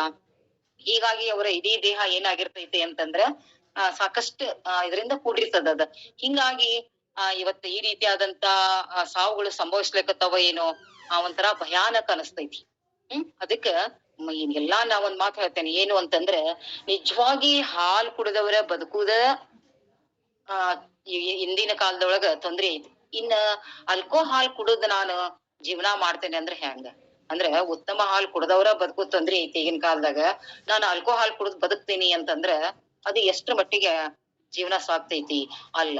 ಹಾಗೆ ಇದನ್ನ ಮುಂದಿನದಂದ ಹೇಳ್ತಾನ, ಮದ್ಯಪಾನದಿಂದ ಆಗುವ ಹಾನಿಯನ್ನ ಅವಾಗಿನ ಅನ್ಲಕ್ಷಿಸಿ ಏನ್ಪಾ ಅಂತಂದ್ರ ನಾವು ಏನು ಅಂತಂದ್ರ ಅವಾಗ ಹೇಳಿದ ಮದ್ಯಪಾನ ನಾವು ಏನು ಅಂತಂದ್ರ ಇದ್ದುದೆಲ್ಲವ ನೀಗಿ ಗೊತ್ತಾಗಲ್ಲ ಎಷ್ಟ್ ಕುಡ್ದ್ ಹೆಂಗ್ ಸತ್ತನ್ರಿ, ಕುಡ್ದ್ ಸತ್ತ. ಏನ್ ಓದತ್ರಿ? ಏನು ಇಲ್ಲ, ಮನಿ ಎಲ್ಲಾ ಹಾಳ್ ಮಾಡಿದ, ಮನಿಯನ್ನೆಲ್ಲಾ ಸತ್ಯಾನಾಶ ಮಾಡಿ ಸತ್ ಹೋದ, ಮಕ್ಳ ಕೈಯಾಗ ಇದನ್ನ ಕೊಟ್ಟು ಹೋದ. ಹೆಂಗ್ ಒಬ್ರ ಕಡೆ ಒಬ್ರು ಎಲ್ಲೋ ಉಪನ್ಯಾಸದೊಳಗ್ ಹೇಳ್ತಿದ್ರು, ಏನು ಅಂತಂದ್ರ ಇವತ್ತಿನ ಪರಿಸ್ಥಿತಿ ಹೆಂಗಾಗ್ಯದ ಅಂತಂದ್ರ ಮದ್ವೆ ಆಗ್ತಾರ, ಮದ್ವೆ ಆದ ಒಂದ್ 4-5 ವರ್ಷದೊಳಗ ಅಂದ್ರ ಹುಡುಕರ ಬಾಳೆ ಹೆಂಗಿರ್ತದ, 1-2 ಮಕ್ಳು ಹುಟ್ಟಿರ್ತಾವ, ಅವ್ರು ಸತ್ ಹೋಗ್ತಾರ. ಸತ್ ಹೋದ್ ನಂತರ ಏನಾಗ್ತದ, ಅವ್ರ ಎಲ್ಲಿರ್ತಾರ? ಫೋಟೋದೊಳಗಿರ್ತಾರ. ಫೋಟೋದೊಳಗಿರ್ತಾರ, ಕೈಯೊಳಗ್ ಉದಿನ ಕಡ್ಡಿ ಹಿಡ್ಕೊಂಡ್ ಮಕ್ಳು ಅವ್ರಿಗೆ ಪೂಜೆ ಮಾಡ್ತಾರ. ಇದು ಜೀವನಾನ? ಕೈಯೊಳಗ ಸಣ್ಣ ಸಣ್ಣ ಉದಿನ ಕಡ್ಡಿ ಕೊಟ್ಟು ಯಾರ್ ಫೋಟೋ ಪೂಜೆ ಮಾಡೋದು ಅಂದ್ರೆ ತಂದೆ ಫೋಟೋನ ಪೂಜೆ ಮಾಡ್ತಾವು. ಎಷ್ಟು ಭಯಾನಕ ಇದು! ಹಾಗಾದ್ರೆ ಇದಕ್ಕೆಲ್ಲಾ ಕಾರಣ ಏನು? ಮದ್ಯಪಾನ. ಅದಕ್ಕೆ ಸರ್ವಜ್ಞ ಅವಾಗ ಹೇಳ್ದ, ಮದ್ಯಪಾನದ ದುಷ್ಪರಿಣಾಮ ಎಲ್ಲವನ್ನ ಕಳ್ಕೊತೀರಿ, ಕಳ್ಕೊಂಡು ಹೆಂಡ್ರು ಮಕ್ಕಳನ್ನ ಅನಾಥ ಮಾಡಿ ಏನ್ ಮಾಡ್ತೀರಿ, ನಿಮ್ಮ ಸಂತಾನವಿದ್ದ ಏನು ಸಂತಾನ ಇದ್ದು ಇದ್ದಂಗ ಅವು ಎಲ್ಲೋ ಬಿದ್ದು ಎಲ್ಲೋ ಎದ್ದು ಆ ಸಂತಾನನು ಹಾಳಾಕ್ ಹೋಗ್ತದ. ಹೀಗೆ ಏನು ಅಂತಂದ್ರ ಈ ತರವನ್ನ ಮುಂದಾಗೋದನ್ನ ಇವ್ರು ಕಾಲಜ್ಞಾನದೊಳಗ ಇವನ್ನೆಲ್ಲ ನೋಡಿದ್ರೆ ಎಷ್ಟು ಸತ್ಯ ಅಂತ ಅನಸ್ತೈತಿ. ಇವೆಲ್ಲಾ ನೋಡಿ ಒಂದ್ ಹಂಗೆ ಸುಮ್ನೆ ಪುಸ್ತಕ ಹಿಡ್ಕೊಂಡ್ ಓದ್ತಾ ಹೋಗ್ರಿ, ಇವ್ ದೇವ್ರ ಅದೆಂತ ಬುದ್ಧಿ ಕೊಟ್ಟಿದ್ನಪ್ಪ, ಮುಂದಾಗೋದನ್ನ ಯಾವ ರೀತಿಯಾಗಿ ಹೇಳ್ಯಾರ ಅಂತ ನಮಗ ಆಶ್ಚರ್ಯ ಕೂಡ ಅನಸ್ತೈತಿ. ಮತ್ ಇನ್ನೊಂದ್ ಕಡೆ ಏನ್ ಹೇಳ್ತಾರ ಅಂತಂದ್ರ ಆ ಅಸ್ಪೃಶ್ಯತೆಯ ಕುರಿತು ಕೂಡ ಇಲ್ಲೊಂದು ಮಾತು ಹೇಳ್ತಾರ. ಹೆಂಗ ಅಂತಂದ್ರ, ಅವಯವಗಳೆಲ್ಲವರಿಗೆ ಸಮನಾಗಿ ಇರುತ್ತಿರಲು ಭವಿ ಭಕ್ತ ಸ್ವಪಚ ಶೂದ್ರ ರಿವರೀತ್ಯಂಬ ಏನು ಕವನ ವ್ಯಕ್ತನವಾದು ಸರ್ವಜ್ಞ ಅಂತ. ನೋಡ್ರಿ, ಕಾಲಾನುಕಾಲದಿಂದ ನಮ್ ಸಮಾಜದೊಳಗೆ ಏನದ ಅಂತಂದ್ರ ಅಸ್ಪೃಶ್ಯತೆ ಸಮಸ್ಯೆ ಕಾಡುತ್ತಾ ಬಂದಿದೆ, ಇವತ್ತಿಗೂ ನಿಂತಿಲ್ಲ. ಅವಾಗಿಂದ ಹಿಡ್ಕೊಂಡು ನಾವ್ ಇವತ್ತ ಏನು ಸ್ವಾತಂತ್ರ್ಯ ಸಿಕ್ಕು 75 ವರ್ಷಗಳ ಗತಿಸಿದ್ವು. ನಮ್ಮ ಅದೇನು ಅಂದ್ರ ಗಾಂಧೀಜಿ ಕಂಡ ರಾಮರಾಜ್ಯ ಅಂತ ನಾವ್ ಎಷ್ಟು ಬಡಬಡಿಸ್ತಾನ ಬಂದೀವಿ. ಎಲ್ಲದರಿ ನಮ್ದ ಎಲ್ಲರೂ ಸರಿ ಸಮಾನರು, ಇನ್ನು ಜಾತಿ ಭೇದ ಹೆಚ್ಚಾಗ್ಲಿಕ್ಕತ್ತದ ಹೊರತು ನಾ ದೊಡ್ಡವ ಕಡಿಮೆ ಸಣ್ಣವ ಅಸ್ಪೃಶ್ಯ ಇನ್ನೂ ಹೆಚ್ಚಾಗ್ತಾ ಹೊರತದ್ ಮಾತ್ರ ಈಗ ನಾವೆಲ್ಲ ಗಣತಿ ಕಾರ್ಯದೊಳಗ ಮಾಡ್ಲಿಕತ್ತೀವಿ. ಏನದ ಗಣತಿ ಕಾರ್ಯ ಏನದ ಅಂತಂದ್ರ ಒಳ ಮೀಸಲಾತಿ ಒಳಗ ಅದನ್ನ ಏನು ಅದಕ್ ಕೂಡ ಮಾಡ್ಲಿ, ಒಳ ಮೀಸಲಾತಿ ಇವೆಲ್ಲ ಏನ್ರಿ ನಾವು ಯಾವ ತರ ಅಂದ್ರ ಜಾತಿಗೆ ಇನ್ನೂ ಹೆಚ್ಚಿದನ್ನ ನಾವು ಕೊಟ್ಟು ಆ ತರ ಮಾಡ್ಲಿಕತ್ತೀವಿ. ಅಂದ್ರೆ ನಾವೆಲ್ಲಾ ಒಂದು ಮೇಲು ಕೀಳು ಭಾವನೆಗಳನ್ನ ತೊಡೆದು ನಾವೆಲ್ಲಾ ಮಾನವ ಜಾತಿ, ಗಂಡು ಹೆಣ್ಣು ಎರಡ ಜಾತಿ, ಮಾನವರೆಲ್ಲಾ ಒಂದು ಅಂದ್ ಬಿಟ್ರ ಎಲ್ರೂ ಎಷ್ಟು ಒಂದು ಜೀವನ ಸುಂದರವಾಗಿರ್ತದ, ಎಲ್ಲರ ಜೀವನ ಸುಂದರವಾಗಿರ್ತದ. ಆದ್ರ ಬರ್ಬರ್ತಾ ಇನ್ನೂ ಜಾತಿ ಭೂತ ಹೆಚ್ಚಾಗ್ಲಿಕತ್ತದ, ಅದು ಅಂತೂ ಕಡಿಮೆ ಆಗಿಲ್ಲ ಅನ್ನುವಂಥದ್ದನ್ನ ಇಲ್ಲಿ ಅವ್ರೇನು ಅಂತಂದ್ರ ಹೇಳ್ತಾರ. ಎಂದಿಗೂ ಅದು ಸಂಪೂರ್ಣ ನಿವಾರಣೆ ಆಗೇದನ ಯಾರು ಎದೆ ತಟ್ಟಿ ಹೇಳೋದಿಲ್ಲ. ಅದಕ್ಕ ಆ ಸರ್ವಜ್ಞರ ಕಳಕಳಿ ವಿಚಾರಗಳು ನಿಜಕ್ಕೂ ಬಾಳ ಗಮನಾರ್ಹವಾಗ್ಯಾವ ಅಂತ ನಾನ್ ನೋಡಿದೆ. ಸಿಕ್ಕವಳಿದ್ದಾಗ ಅವ್ರು ಯಾರೋ ಒಬ್ಬ ಹೆಣ್ಮಗಳು ಎಲ್ಲಮ್ಮ ಅನ್ನವಳು ಬರ್ತಿದ್ಲು. ಅವಳು ಎಂತದೋ ಮಾದರ, ಅವಳ ಏನೋ ಅಡ್ಡೆಸ್ರೆ ಇತ್ತು. ಅವಳು ಹೆಂಗಿದ್ಲು ಅಂದ್ರ ಬಾವಿ ಕಟ್ಟಿ ಬಂದು ಮುಟ್ಟುವಂಗಿದ್ದಿಲ್ಲ, ಬಾವಿ ಕಟ್ಟಿಯಿಂದ ದೂರ ನಿಲ್ಲೋದು. ಅವ್ರು ಒಂದು ಗಡಿಗೆ ಅಂತದ್ದು ಒಂದು ಮಡಿಕೆ ತೆಗೆದುಕೊಂಡ್ ಬರ್ತಿದ್ರು, ದೂರ್ ನಿಂದಿರ್ತಿದ್ರು. ನಾವೆಲ್ಲ ಸಣ್ಣವ್ರು, ಇವ್ರ ಯಾಕೆ ನಮ್ಮಂಗ ಬಾವಿ ಕಟ್ಟಿಗ್ ಬಂದು ಕೊಡ ಬಿಟ್ಟು ನೀರ್ ಸೆದ್ಕೊಂಡು ಬಗ್ಲಾಗ್ ಇಟ್ಕೊಂಡು ಯಾಕೆ ಹೋಗುದಿಲ್ಲ, ಇವ್ರು ಯಾಕೆ ಇಷ್ಟ ದೂರ ನಿಂದಿರ್ತಾರ ಅಂತ ನಮಗ್ ಆಶ್ಚರ್ಯ ಅನಿಸ್ತಿತ್ತು. ಬಾರ್ಬೇ ಮುಂದಕ್ ಬಾ, ನೀನು ಸೇರ್ಕೊಂಡ್ ಹೋಗ. ಇಲ್ಲವ್ವ, ನಾವ್ ಅದನ್ನ ಮುಟ್ಟುವಂಗಿಲ್ಲ, ಯವ್ವ ನೀನು ಒಂದಿಷ್ಟ್ ನೀರ್ ಹಾಕ್ಬಿಡು, ನಾವ್ ದೂರ್ ನಿಂದಿರ್ತೀವಿ ಅಂತ ದೂರ್ ನಿಂತು ನಾವು ಅದೊಂಥರ ಆಟ ಅನಿಸ್ತಿತ್ತು. ಇವ್ರ ಯಾಕೆ ಹೆಂಗ್ ಮಾಡ್ತಾರ ಗೊತ್ತಿಲ್ಲ, ಬಡ ನೀರ್ ಜಗ್ಗುದು, ಅರ್ಧ ಕೊಡ ಜಗ್ಗುದು, ಅವ್ರಿಗೆ ಹಾಕುದು, ಅದು ತುಂಬು ತನಕ ಅವ್ರ ನೀರ್ ನಿಂದ್ರೋದು. ನಾವ್ ಎತ್ತಿರ್ ಶಾಕ್, ಇನ್ನಷ್ಟು ಎತ್ತಿರ್ ಶಾಕ್, ಅವ್ರ ಹೇಳ್ತಿದ್ರು ಎತ್ತಿರ್ ಶಾಕ್. ಇದನ್ನೆಲ್ಲಾ ಕೇಳಿದಾಗ ನಮ್ಗೆ ಈಗೆಲ್ಲ ಅವಾಗ ಗೊತ್ತಾಗತ್ತ ಅವಾಗ ಇವ್ರು ಯಾಕೆ ಹಿಂಗ್ ಮಾಡ್ತಿದ್ರಪ್ಪಾ ಅಂತ. ಅಂದ್ರೆ ಇದು ಯಾಕೆ ಅವರು ಮನುಷ್ಯರೇ. ಇವತ್ತಿಗೂ ನಾವ್ ಏನ್ಪಾ ಅಂತಂದ್ರ ಆ ಮುಖ ನನ್ಗೆ ಇವತ್ತು ಕಣ್ಮುಂದ್ ಕಟ್ಟಿದಂಗದ. ಅಂತವ್ರು ಅವರು ಮನುಷ್ಯರೇ, ಅವರಲ್ಲಿ ಮಾನವೀಯತೆ ಇದೆ, ಅವರಲ್ಲಿ ಭಾವನೆಗಳದಾವ, ಎಲ್ಲಾ ಇದ್ದು ನಾವ್ ಏನ್ಪಾ ಅಂದ್ರ ಅವ್ರನ್ನ ಯಾವ ರೀತಿ ಕಾಣ್ತೀವಿ. ಆತರ ಈ ಜಾತಿ ಭೂತ ಅದಕ್ಕ ಸ್ಪೃಶ್ಯ ಇದು ಅಲ್ಲ, ಇವು ಬ್ಯಾಡ ಅನ್ನೋದನ್ನ ಇವನ್ನೆಲ್ಲಾ ಮಾಡ್ಬೇಡ್ರಿ ಅನ್ನುವಂತ ಮಾತನ್ನ ಇವೆಲ್ಲ ಇವಾಗ ಹೆಚ್ಚಾಗ್ಯಾವ. ಅದನ್ನ ಆಗ ಹೇಳ್ಬಿಟ್ಟಾರ ಅವ್ರು ಸರ್ವಜ್ಞ, ಅದನ್ನ ಬೇಡ ಅನ್ನುವಂತ ಮಾತನ್ನ ಅವರು ಹೇಳ್ತಾರ. ಮತ್ತ ಇನ್ನೂ ಮುಂದ್ ಹೋಗಿ ಇನ್ನೊಂದ್ ಮಾತು ಹೇಳ್ತಾರ ಅವ್ರು. ಏನು ಅಂತಂದ್ರ ಅದು ತಮ್ಗೆಲ್ಲಾ ಗೊತ್ತದ, ಜಾತಿ ಹೀನನ ಮನೆಯ ಜ್ಯೋತಿ ಹೀನವೇ, ಜಾತಿ ವಿಜಾತಿ ಏನ ಬೇಡ, ದೇವನಲ್ಲಿ ದಾತನೆ ಜಾತ ಸರ್ವಜ್ಞ ಅಂತ. ಇದು ಎಲ್ಲರಿಗೂನು ಗೊತ್ತದ. ಜಾತಿ ವಿಜಾತಿ ಇದನ್ನ ಅನ್ನಕ್ ಹೋಗ್ಬೇಡ್ರಿ, ಇದು ಏನು ಅಂತಂದ್ರ ನಾವೆಲ್ರೂ ಒಂದು ಅನ್ನುವಂತ ಭಾವನೆಯನ್ನ ನೀವು ಮಾಡ್ರಿ. ಅಂದ್ರೆ ಜಾತಿಹೀನನ ಮನೆಯ ಜ್ಯೋತಿ, ಜಾತಿಯಿಂದ ಕಡಿಮೆ ಇದ್ದವ್ರ ಮನೆಯೊಳಗ ಜ್ಯೋತಿ. ಜ್ಯೋತಿ ಅಂತಂದ್ರೆ ಏನು? ಬೆಳಕು ಅಥವಾ ದೀಪ, ಹಣತೆ. ಅದು ಏನು, ಏನ್ ಈ ಬಡವನ್ ಇದ್ದಿ ಅಂದ್ಮೇಲೆ ನಿನ್ ಮನ್ಯಾಗ ನಾನು ಉರಿಯೋದಿಲ್ಲ, ಬೆಳಕ್ ಕೊಡೋದಿಲ್ಲ ಅಂತ ಹೇಳ್ತದ? ಅಥವಾ ನೀ ಶ್ರೀಮಂತ ಇದ್ದೀಯಾ ಅಂತ ನಿನ್ ಮನೆಯೊಳಗೆ ಹೆಚ್ಚು ನಾನು ಜ್ಯೋತಿಯನ್ನ ಬೆಳಕನ್ನ ಕೊಡ್ತೇನೆ ಅಂತ ಹೇಳ್ತದ? ನೋಡ್ರಿ, ಅದಕ್ಕ ನಾವು ಎಲ್ಲಾ ಮನುಷ್ಯರೇ ಅದೇನೋ ಹೇಳ್ತೇವಲ್ಲ, ಬಸವಣ್ಣವ್ರೆ ಒಂದೇ ಹೇಳ್ಯಾರ, ನಾವೇನು ಇರೋದೊಂದೇ ಭೂಮಿ, ಕುಡಿಯೋದು ಅದೆಲ್ಲ ಗೊತ್ತದ ನಿಮಗ. ಇಷ್ಟೆಲ್ಲಾ ಇದ್ಕೊಂಡು ಇವತ್ತಿದ್ರ ಮಾಡ್ಲಿಕ್ಕತ್ತೇವಲ್ಲ, ಅದನ್ನ ಮಾಡ್ಬೇಡ್ರಿ. ದೇವನೊಲಿದಾತನೇ ಜಾತ, ದೇವನ ಕೃಪೆ ಯಾರ ಮೇಲೆ ಇರ್ತದ? ದೇವನ ಭಯ ಭಕ್ತಿ ಒಲಿಸ್ಕೊಂಡವ್ ಯಾರು? ಅವನೇ ನಿಜವಾದ ಏನು ಮನುಷ್ಯ ಅನ್ನುವಂತ ಮಾತನ್ನು ಕೂಡ ಅವ್ರಿಲ್ಲೇ ಹೇಳ್ತಾರ. ಅದಕ್ಕ ನಾನು ಏನು ಸಮಯ ಆಗ್ಯದನ, ಇನ್ನೊಂದ್ 5 ನಿಮಿಷ ಹೇಳ್ಬೋದಾ? ಹಲೋ, ಹೇಳ್ರಿ ಅಕ್ಕ. ಇನ್ನ ಒಂದ್ 5 ನಿಮಿಷ ಹೇಳಿ, ಯಾಕೆ ಉಳಿದದ್ದನ್ನ ಇವಾಗ 8:20 ಆಗ್ಯದ. ಇನ್ನೊಂದ್ ಏನ್ ಹೇಳ್ತಾರ ಅಂತಂದ್ರ, ರೊಕ್ಕ ಇಲ್ಲದ ಬಾಳ್ವೆ ಮಕ್ಕಳಿಲ್ಲದ ಮನೆಯು. ಇದನ್ ಪ್ರಾಸಬದ್ಧ ನೋಡ್ರಿ. ರೊಕ್ಕವಿಲ್ಲದ ಬಾಳ್ವೆ ಮಕ್ಕಳಿಲ್ಲದ ಮನೆಯು. ನಾವ್ ಏನಾರು ಒಂದ್ ಕವನ ಬರೆಯಾಕತ್ತೀವಿ ಕುಂತ್ವಿ ಅಂತಂದ್ರೆ ಎಷ್ಟಾರ ತಲೆ ಕೆಡಿಸ್ಕೊತೀವಿ, ಅದ್ರಾಗ ಈ ರೀತಿ ಬರಿಬೇಕಂದ್ರೆ ಅದು ಸಾಧ್ಯನೇ ಆಗೋದಿಲ್ಲ. ರೊಕ್ಕವಿಲ್ಲದ ಬಾಳ್ವೆ ಮಕ್ಕಳಿಲ್ಲದ ಮನೆಯು, ಅಕ್ಕರಿಲ್ಲದ ತವರೂರು. ಅಕ್ಕರೆ ಇಲ್ಲ ಅಂತಂದ್ರ ಪ್ರೀತಿ, ಅಕ್ಕರೆ ಇರ್ಲಿಲ್ಲ ಅಂದ್ರ ತವರೂರು. ಇವು 3 ದುಃಖ ಕಾಣಯ್ಯ ಸರ್ವಜ್ಞ. ನೋಡ್ರಿ, ನಾವು ಏನು ದಿನನಿತ್ಯ ಜೀವನ ಮಾಡ್ಲಿಕ್ಕಂದ್ರೆ ಏನ್ ಬೇಕು? ರೊಕ್ಕ ಬೇಕು. ರೊಕ್ಕ ಇರ್ಲಿಲ್ಲ ಅಂದ್ರೆ ಜೀವನ ನಡೆಯುದಿಲ್ಲ. ಆಮೇಲೆ ಮಕ್ಳು ಇರ್ಲಿಲ್ಲ ಅಂತಂದ್ರ ಮನೇನೇ ಅಲ್ಲ. ಮಕ್ಕಳಿರಲ್ವಾ ಮನೆ ತುಂಬಾ ಅಂತ ಅವಾಗಿನ ಜನ ಹೇಳ್ತಿದ್ರು. ಈಗ ನಾವ್ ಹೇಳೋದಿಲ್ರಿ, ಅವ್ರು ಹೇಳ್ತಿದ್ರು ಮಕ್ಕಳಿರಲ್ಲವ ಮನೆ ತುಂಬಾ ಅಂತ ಹೇಳ್ತಿದ್ರು. ಅದಕ್ಕೆ ಮಕ್ಕಳಿಲ್ಲದ ಮನೆ ಏನು ಮನೇನೇ ಅಲ್ಲ ಅದು. ಹೇಗೆ ಅಂತ ಎಂತ ಮನೆ ಅಂತಂದ್ರ ಅದ ಏನು ಅಂತಂದ್ರೆ ಒಂಥರ ನೀರಿಲ್ಲದ ಬಾವಿ ಹಂಗ, ಸುವಾಸನೆ ಇಲ್ಲದ ಹೂವಿನಂತೆ. ಹಾಗೆ ಮಕ್ಕಳಿಲ್ಲದ ಮನೆ ಆಗಿರ್ಬೋದು. ಅಕ್ಕರೆ ಇಲ್ಲದ ತವರೂರೊಳಗ ತಾಯಿ ಇರ್ಬೇಕು, ಅಥವಾ ಪ್ರೀತಿಸುವ ಅಣ್ಣ ತಮ್ಮಂದಿರರ ಇರ್ಬೇಕು. ಅವ್ರೆಲ್ರೂ ಇದ್ರ ಅದಕ್ಕೊಂದು ತವರಿಗೆ ಒಂದು ಏನು ಅಂದ್ರ ನಮಗ ಏನು ಪ್ರೀತಿ ಹೋಗ್ಲಿಕ್ಕೆ. ಮತ್ತ ಅಲ್ಲಿ ಹೋದ್ರ ಅಕ್ಕರೇನೆ ಇಲ್ಲ, ಅಕ್ಕರೆ ತೋರಿಸುವವರು ಯಾರು ಇಲ್ಲ ಅಂತಂದ್ರ ಆ 3 ಏನಪ್ಪಾ ಅಂದ್ರ ದುಃಖಕ್ಕೆ ಕಾರಣ ಆಗ್ತೈತಿ. ಇವಾಗ ನೋಡ್ರಿ ಇವತ್ತಿನ ಪರಿಸ್ಥಿತಿ ಏನಾಗ್ಯದ. ಅದೇ ನಮ್ಗೆ ಇವೆಲ್ಲಾ ಬೇಕು. ಇವ್ ಇರ್ಲಿಲ್ಲ ಅಂತಂದ್ರೆ ಏನಂಗಾರ ಜೀವನಾನ ಅಲ್ಲ ಇವತ್ತ. ಆ ರೀತಿ ಆಗ್ಯದ ಅನ್ನುವಂತ ಮಾತನ್ನ ಇಲ್ಲಿ ಹೇಳ್ತಾ ಕೊನೆಗೆ ಇನ್ನು ಒಂದು ಏನು ಅಂತಂದ್ರ ಬಹಳ ಅಂದ್ರ ಬಹಳ ಒಂದು ಅತ್ಯಂತ ಒಂದು ಕಾಲಜ್ಞಾನದೊಳಗ ಒಂದು ಮಹತ್ವವಾದಂತ ಒಂದು ಏನು ವಚನ ಅಂತ ಹೇಳ್ಬೋದು. ಇದನ್ನ ಬಹಳ ಎಲ್ರೂ ಮಾತಾಡ್ತಾರೆ. ಇತ್ತೀಚೆಗೆ ಅತ್ಯಂತ ಒಂದು ಲೀಲಾಜಾಲವಾಗಿ ಬಹಳ ಅಭಿಮಾನದಿಂದ ಇದ್ರ ಬಗ್ಗೆ ಹೇಳ್ತಾರ. ಏನು ಅಂತಂದ್ರ, ಬಸವ ಪೀಠವು ಎದ್ದು ವಸೆದು ನಾಣ್ಯವು ಹುಟ್ಟಿ. ಬಸವ ಪೀಠವು ಎದ್ದು ವಸೆದು ನಾಣ್ಯವು ಹುಟ್ಟಿ, ಬಸವನ ಮುದ್ದೆ ಮೆರೆದಾವು ಧರೆಯವಗೆ ವಶವಾಗದಿಹುದೇ ಸರ್ವಜ್ಞ. ಧರೆಯವಗೆ ವಶವಾಗದಿಹುದೇ ಸರ್ವಜ್ಞ ಅಂತ. ಈ ಸರ್ವಜ್ಞನ ಒಂದು ಈ ಕಾಲಜ್ಞಾನದ ವಚನದ ಬಗ್ಗೆ ನಾವು ಏನು ಅಂತಂದ್ರ ನೋಡಿದ್ರ ಹೆಂಗ ಇವ್ರು ಇದನ್ನ ಈ ತರ ಹೇಳಿದ್ರು ಅನ್ನುವಂತನ ಇಲ್ಲಿ ಅನಿಸ್ತದ. ಬಸವ ಪೀಠವು ಎದ್ದು ಅಂತಂದ್ರ ಬಸವಣ್ಣವರ ವಚನಗಳು 12ನೇ ಶತಮಾನದೊಳಗ ಅವು ರಚಿತ ಆಗ್ಯಾವ. ಕಲ್ಯಾಣ ಕ್ರಾಂತಿ ನಂತರ ಅವು ಎಲ್ಲದು ಚೆಲ್ಲಾಪಿಲ್ಲಿ ಆಗಿ ಹೋದು. ಶರಣರು ವಚನ ಸಾಹಿತ್ಯದ ಸಾಮಗ್ರಿಯನ್ನ ಬೆನ್ನಿನ ಮೇಲೆ ಹೊತ್ಕೊಂಡು ಏನು ಅಂದ್ರ ಸುರಕ್ಷಿತ ಸ್ಥಳದೊಳಗ ಇಟ್ರು. ಕಾಲಾಂತರದಲ್ಲಿ ಅವು ಒಂದಿಷ್ಟು ವಿನಾಶ ಹೊಂದಿ, ಕೆಲವೊಂದಿಷ್ಟು ಏನು ಅಂದ್ರ ವಿಜಯನಗರ ಅರಸರ ಕಾಲದಲ್ಲಿ ಅವು ಏನಪ್ಪಾ ಅಂದ್ರ ಪುನರುಜ್ಜೀವನಗೊಂಡ್ವು. ಇವೆಲ್ಲಾ ನಮ್ಗ ಗೊತ್ತದ.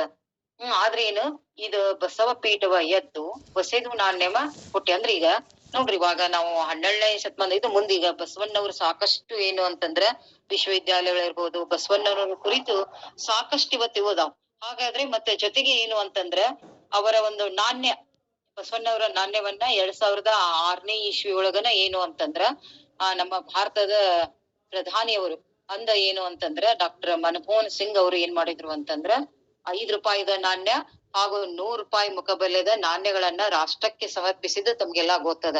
ಅಂದ್ರ ಮುಂದ ಬಸವಣ್ಣವ್ರ ನಾಣ್ಯಗಳು ಕೂಡ ಚಲಾವಣೆಗೆ ಬರ್ತಾವ.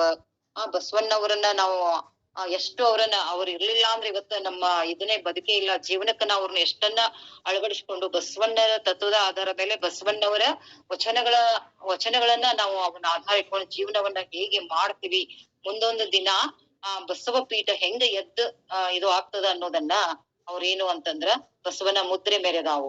ಎಲ್ಲ ಈ ನಡದ ಬಸವನ ಮುದ್ರೆ ನೋಡ್ರಿ ಎಲ್ಲಾ ಕಡೆನೂ ಅವ್ರ ಇವು ಎಲ್ಲಾ ಹೆಂಗದಾವ್ ನಾವೆಲ್ಲಾ ನೋಡ್ತೀವಿ. ಯಾಕಂದ್ರೆ ಇದ್ರೊಳಗಿರುವಂತ ಸಾಕಷ್ಟು ಮಂದಿ ಎಲ್ರು ತಾವು ಏನು ಅಂತಂದ್ರ ಪಾಂಡಿತ್ಯವಂತರು ಮೇಧಾವಿಗಳು ಎಲ್ರೂ ಅದಿರಿ. ನಿಮ್ಗೆ ಇಲ್ಲಿದ್ದವ್ರಿಗೆ ಜಾಸ್ತಿ ಹೇಳುವಂತ ಇದು ಇಲ್ಲ.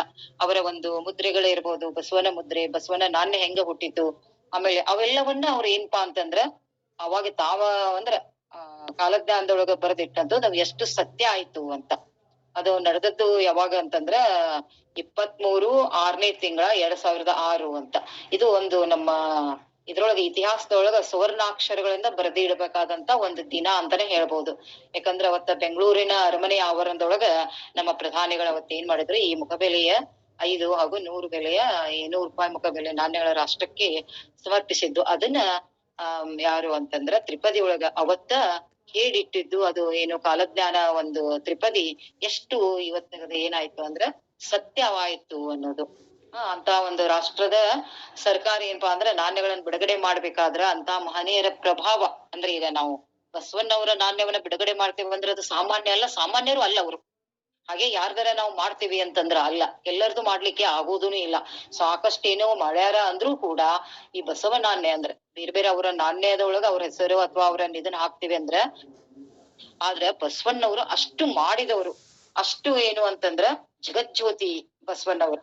ಅವರನ್ನ ನಾವೆಲ್ಲ ಏನಪ್ಪಾ ಅಂದ್ರ ಅಂತ ಒಂದು ಜನರ ಮೇಲೆ ಅತಿಯಾದ ಒಂದು ಪ್ರಭಾವ, ಜನಜೀವನದ ಮೇಲೆ ಸಾಕಷ್ಟು ಪ್ರಭಾವ ಬೀರಿದವರಾಗಿರ್ಬೇಕು. ಆಮೇಲೆ ಏನು ಅಂದ್ರ ಜನರನ್ನ ಆ ರೀತಿ ಅವರು ಪರಿವರ್ತನೆಗೆ ತಂದವರು, ಜನರಿಗೆ ಒಳ್ಳೇದನ್ನ ಮಾಡಿದವರು. ಅಂತವ್ರಿದ್ದಾಗ ಮಾತ್ರ ಅವರನ್ನ ನಾವು ಈ ರೀತಿಯಾದಂತ ಒಂದು ನಾಣ್ಯಗಳನ್ನ ಇನ್ನಿತರ ಅಥವಾ ಅವ್ರಿಗೆ ಯಾವುದೋ ಒಂದು ಪದವಿ ಪುರಸ್ಕಾರಗಳ ಕೊಡ್ಲಿಕ್ಕೆ ಶಕ್ಯ. ಹಾಗೆ ಅವರು ಮಾಡಿದ್ದನ್ನ ನಾವಿವತ್ತ ಬಸವಣ್ಣವರನ್ನ ಇವತ್ತ ಎಲ್ಲಾ ಕಾಲಕ್ಕೂ ನಾವು ನೆನೆಸ್ಕೊಳ್ಳುವಂತ ಒಂದು ಜೀವನವನ್ನ ನಾವ್ ಇವತ್ತ ಮಾಡ್ಲಿಕತ್ತೀವಿ. ಅದನ್ನ ಅವ್ರು ಹಾಗೇ ಬರೆದಿಟ್ಟಿದ್ರು. ಬಸವಣ್ಣವ್ರು ಮುಂದೊಂದು ದಿನ ಇಷ್ಟು ಇದು ಆಗ್ತದ ಅನ್ನುವಂತ ಮಾತನ್ನ ಅವ್ರು ಅವತ್ತೇ ತಮ್ಮ ತ್ರಿಪದಿ ಒಳಗೆ ಏನ್ ಮಾಡಿದ್ರು ಅಂತಂದ್ರ ಮಾತಾಡಿದ್ರು. ಮತ್ತೆ ಇದನ್ ಮಾಡಿದವರು ಅಂತಂದ್ರೆ ತಮ್ಗೆಲ್ಲಾ ಗೊತ್ತದ, ಬಸವ ಸಮಿತಿಯ ಒಂದು ಅಧ್ಯಕ್ಷರಾದಂತ ಶ್ರೀ ಅರವಿಂದ್ ಜತ್ತಿ ಅವರು ಕೇಂದ್ರ ಸರ್ಕಾರದ ಒಂದು ವಿತ್ತ ಮಂತ್ರಿಗಳು ಆಗಿಂದ ಇದ್ರೊಳಗ ಪತ್ರ ವ್ಯವಹಾರ ಮಾಡಿ ಅದನ್ನ ಅವರು ತಾವ ಒಂದು ಭೇಟಿಯಾಗಿ ಈ ಕೆಲಸವನ್ನ ಮಾಡಿ ಮಹಾತ್ಮ ಬಸವೇಶ್ವರರ 5 ರೂಪಾಯಿ ಹಾಗೂ 100 ರೂಪಾಯಿ ನಾಣ್ಯಗಳ ಬಿಡುಗಡೆ ಕಾರ್ಯಕ್ರಮವನ್ನ ಮಾಡಿಸಿದ್ರು ಅನ್ನೋದನ್ನ ನಾವೆಲ್ಲ ಓದೇವಿ, ತಿಳ್ಕೊಂಡಿವಿ ಅಂತ. ಹೀಗೆ ಇದು ಅರಮನೆಯ ಒಂದು ಆವರಣದೊಳಗ ನಾವೆಲ್ಲಾ ನೋಡೇವಿ. ಅವಾಗ 2006ನೇ ಇಸ್ವಿಯೊಳಗ ಅರಮನೆ ಆವರಣದೊಳಗ ನೋಡಿದ್ದು, ಟಿವಿ ಒಳಗ ನೋಡಿದವರು ನೇರವಾಗಿ ಹೀಗೆಲ್ಲಾ ನೋಡಿದ್ದನ್ನ ನಾವು ಇದು ನಿಜಕ್ಕೂ ಏನು ಅಂತಂದ್ರ ಬಹಳ ನಾವೆಲ್ಲರೂ ಹೆಮ್ಮೆ ಪಡುವಂತ ವಿಷಯ.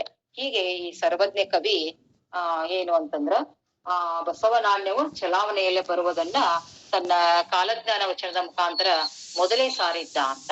ಅದಕ್ಕ ಇದನ್ನ ಸಾಕಷ್ಟು ಮೆಚ್ಚುಗೆ ಗೌರವಾದರಗಳನ್ನ ಅಂದ್ರೆ ಇದಂದ್ರೇನು, ಡಾಕ್ಟರ್ ಬಸವರಾಜ ಮೋದಿಯವರು ವಸೆದು ನಾಣ್ಯ ಹುಟ್ಟಿ ಎಂಬುದಕ್ಕೆ ಬಸವಣ್ಣವನ ಬಗ್ಗೆ ಮೆಚ್ಚುಗೆ ಗೌರವಾದರಗಳು ಹುಟ್ಟಿ ಅನ್ನುವಂತ ಒಂದು ವಿಶಾಲ ಅರ್ಥ. ಅದೇನು ಅಂದ್ರೆ ವಸೆದು ನಾಣ್ಯ ಅಂದ್ರೆ ವಸೆದು ನಾಣ್ಯ ಅಂದ್ರೆ ಅವ್ರ ಬಗ್ಗೆ ಮೇಲೆ ಇರುವಂತ ಗೌರವ ಆದರ, ಅದು ಒಂದು ವಿಶಾಲವಾದ ಅರ್ಥ. ಇದು ವಸೆದು ನಾಣ್ಯ ಹುಟ್ಟಿ. ಹೀಗೆ ಆ ಒಂದು ಇದ್ರ ಮೇಲೆ ನಾವು ಬಸವ ನಾಣ್ಯಗಳನ್ನ ಬಿಡುಗಡೆ ಮಾಡಿ ಅದನ್ನ ನಾವು ಇವತ್ತು ಅದನ್ನ ಬಹಳ ಒಂದು ಖುಷಿಯಿಂದ ಅದನ್ನ ಮಾಡ್ತೀವಿ. ಮತ್ತೆ ಬಸವನ ಮುದ್ರೆ ಮೆರೆದಾವು, ನಮ್ಗೆಲ್ಲ ಗೊತ್ತದ ಬಸವಣ್ಣವರ ಮುದ್ರೆ ಅಂದ್ರೆ ಅಂಕಿತ ಒಳಗೊಂಡಂತ ಅವರ ವಚನಗಳು ಎಲ್ಲೆಡೆಯೂ ಪ್ರಖ್ಯಾತಿ ಹೊಂದಿದ್ದು ನಾವೆಲ್ಲ ನೋಡ್ತೀವಿ. ಹೀಗೆ ಬಸವಣ್ಣವರ ಭಾವಚಿತ್ರಗಳು, ಅಶ್ವಾರೂಢ ಮೂರ್ತಿಗಳಿರ್ಬಹುದು, ಅವರ ಉಂಗರ, ದಿನಚರಿ, ಡೈರಿಗಳು ಹಾಗೂ ಭಾರತ ಹಾಗೂ ವಿದೇಶಗಳಲ್ಲಿ ಸಾಕಷ್ಟು ಕಡೆ ಇವು ಎಲ್ಲ ರಾರಾಜಿಸ್ತಿರ್ತಾವ. ಇಂಥವು ಏನು ಅಂತಂದ್ರ ಇದು ಏನು ಇನ್ನೊಂದೇನು ಅಂತಂದ್ರ 28/4/2003 ನವದೆಹಲಿ ಒಳಗ ಸಂಸತ್ ಭವನದ 9ನೇ ಮಹಾದ್ವಾರದಲ್ಲಿ ಅತ್ಯಂತ ಭವ್ಯವಾದಂತ ದಿವ್ಯವಾದ ಅಶ್ವಾರೂಢವಾದಂತ ಮಹಾತ್ಮ ಬಸವೇಶ್ವರ ಪುತ್ಥಳಿಯನ್ನ ಅವಾಗಿನ ಭಾರತದ ರಾಷ್ಟ್ರಪತಿಗಳಾದಂತ ಸನ್ಮಾನ್ಯ ಡಾಕ್ಟರ್ APJ ಅಬ್ದುಲ್ ಕಲಾಂ ಅವರು ತಮ್ಮ ಅಮೃತ ಹಸ್ತದಿಂದ ಅನಾವರಣಗೊಳಿಸಿದ ಘಟನೆ ಕೂಡ ನಿಜಕ್ಕೂ ತುಂಬಾ ಮಹತ್ವಪೂರ್ಣವಾದದ್ದು ಅಂತ.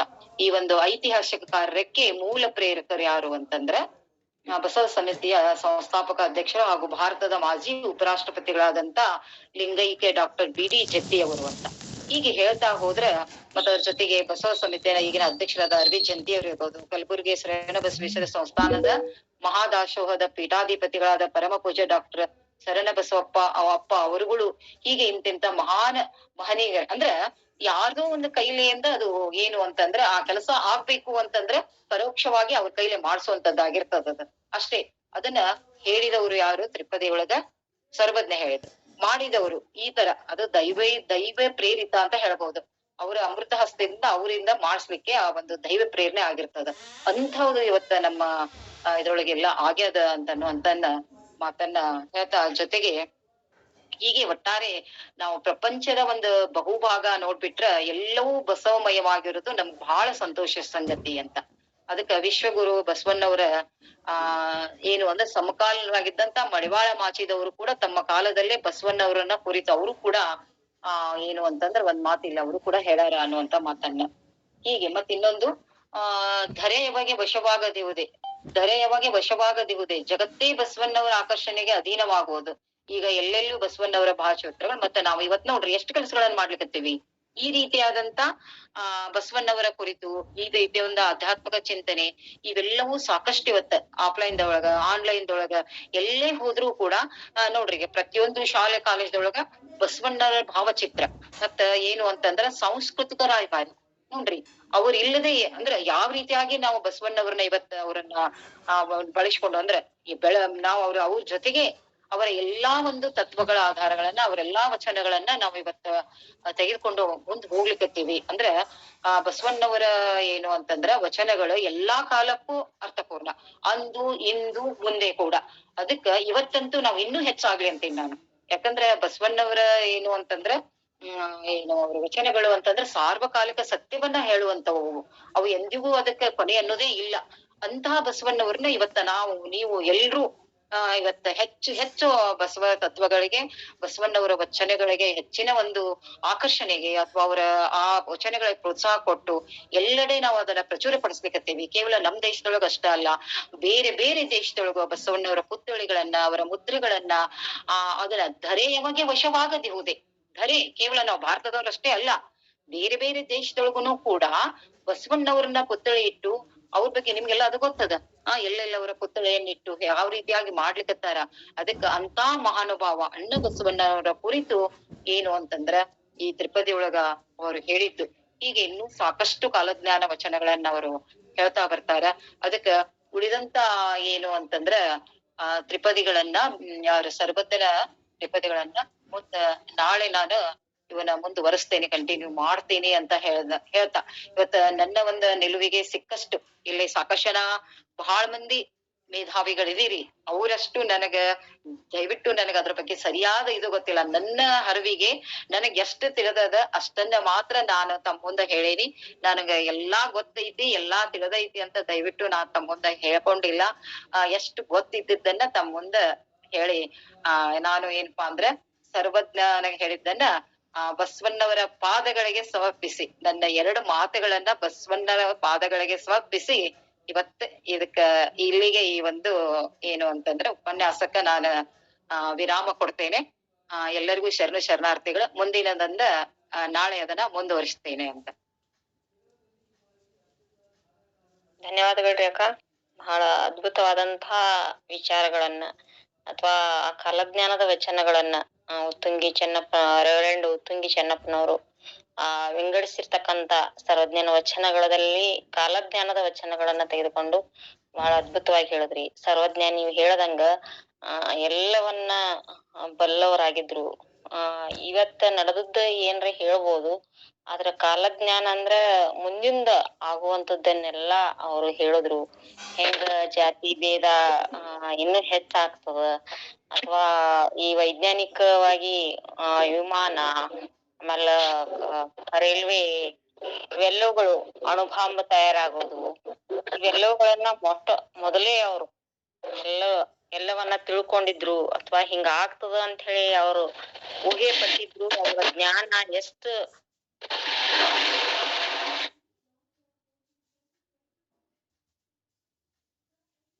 ಜ್ಞಾನ ಎಷ್ಟು ಅಪಾರ ಆಗಿತ್ತು ಅಥವಾ ಮುಂದಿನದು ಹೇಳೋದು ಅಂದ್ರ ಬಹಳಷ್ಟು ಜ್ಞಾನಿಗಳಿಗೆ ಮಾತ್ರ ಸಾಧ್ಯ ಅಂತ ವಿಚಾರಗಳನ್ನ ಸರ್ವಜ್ಞರು ತಿಳಿದುಕೊಂಡಿದ್ರು.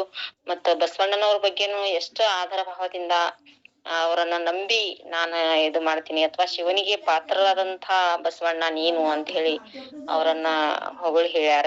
ಇಂತ ಹಲವಾರು ವಚನಗಳನ್ನ ತಾವು ಕೊಟ್ಟು ಈ ಕಾಲಜ್ಞಾನವನ್ನ ಹೇಳದ್ರಿ. ತಮಗೆ ಅನಂತ ಭಕ್ತಿಯ ಶರಣಾರ್ಥಿಗಳು. ಜಯಶ್ರೀ ಅಕ್ಕ. ತಮ್ಮ ನಿರರ್ಗಳ ಬಾಳ್ ಚಲೋ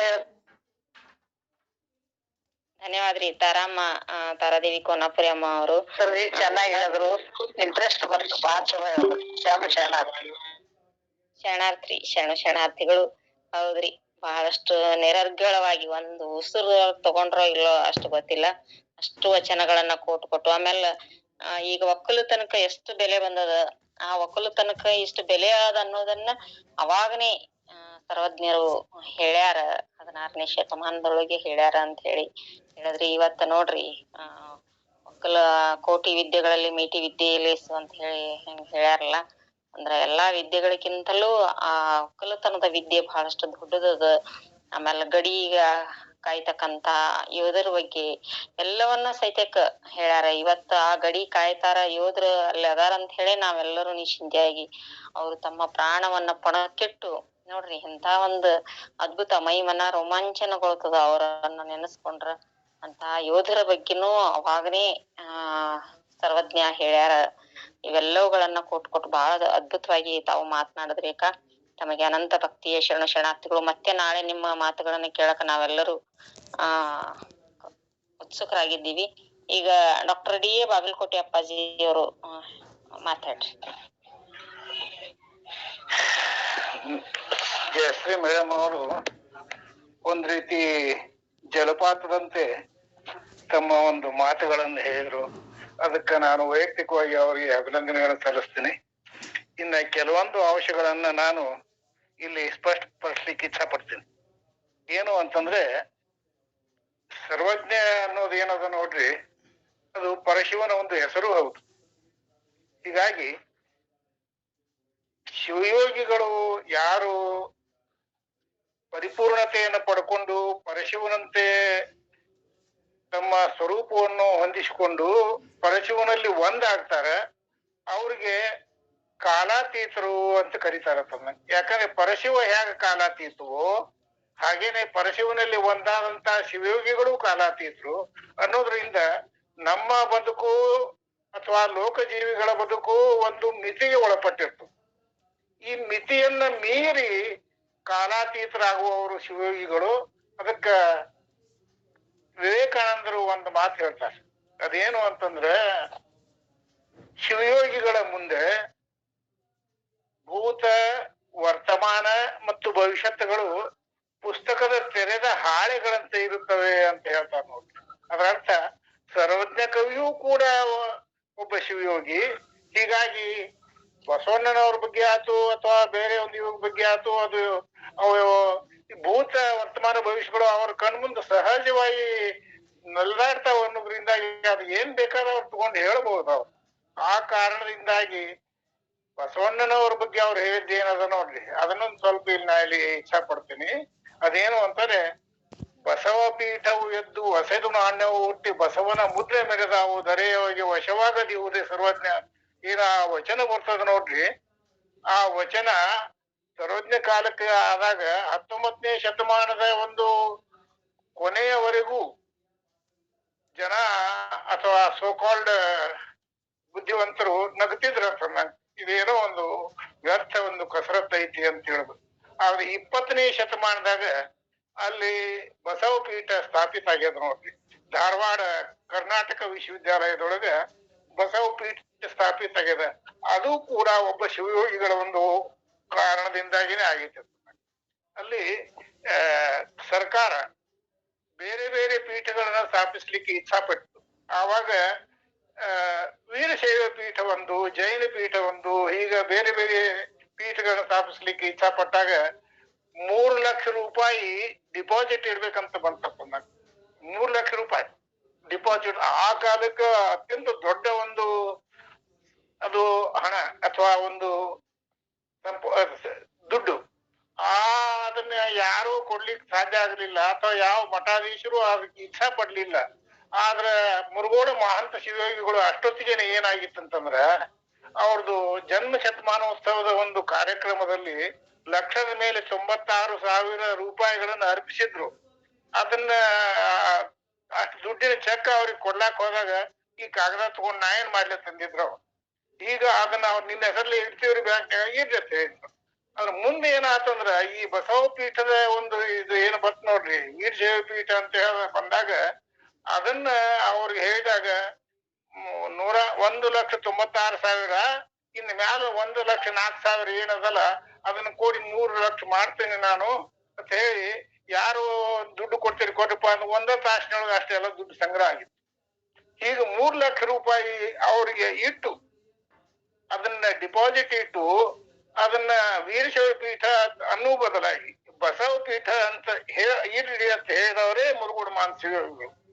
ಅದಕ್ಕೆ ಅನುಗುಣವಾಗಿ ಶಿವಯೋಗ ಪ್ರದೀಪಿಕಾ ಅನ್ನುವಂತ ಒಂದು ಮೊದಲ ಗ್ರಂಥವನ್ನ ಅದು ಪ್ರಕಟ ಮಾಡಿರ್ತಕ್ಕ. ಈಗ ಈ ಬಸವ ಪೀಠದ ಒಂದು ಮುಖ್ಯ ವಿಷಯ ಏನು ಅಂತಂದ್ರೆ, ಅದು ತನ್ನಷ್ಟಕ್ಕೆ ತಾನೇ ಒಂದು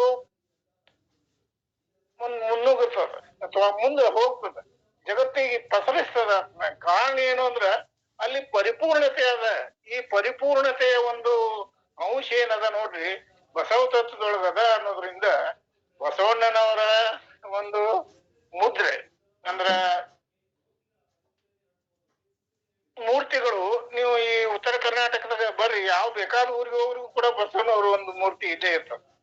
ಹಾಗ ಅಲ್ಲಿ ನಮ್ಮ ಕಡೆ ಅಥವಾ ಈಗ ಮಹಾರಾಷ್ಟ್ರ ಅಥವಾ ತಮಿಳುನಾಡು ಅಲ್ಲಿ ಇಲ್ಲಿ ಅಲೆಲಿಗೇನೆ ಶುರು ಆಗ್ಯಾವ.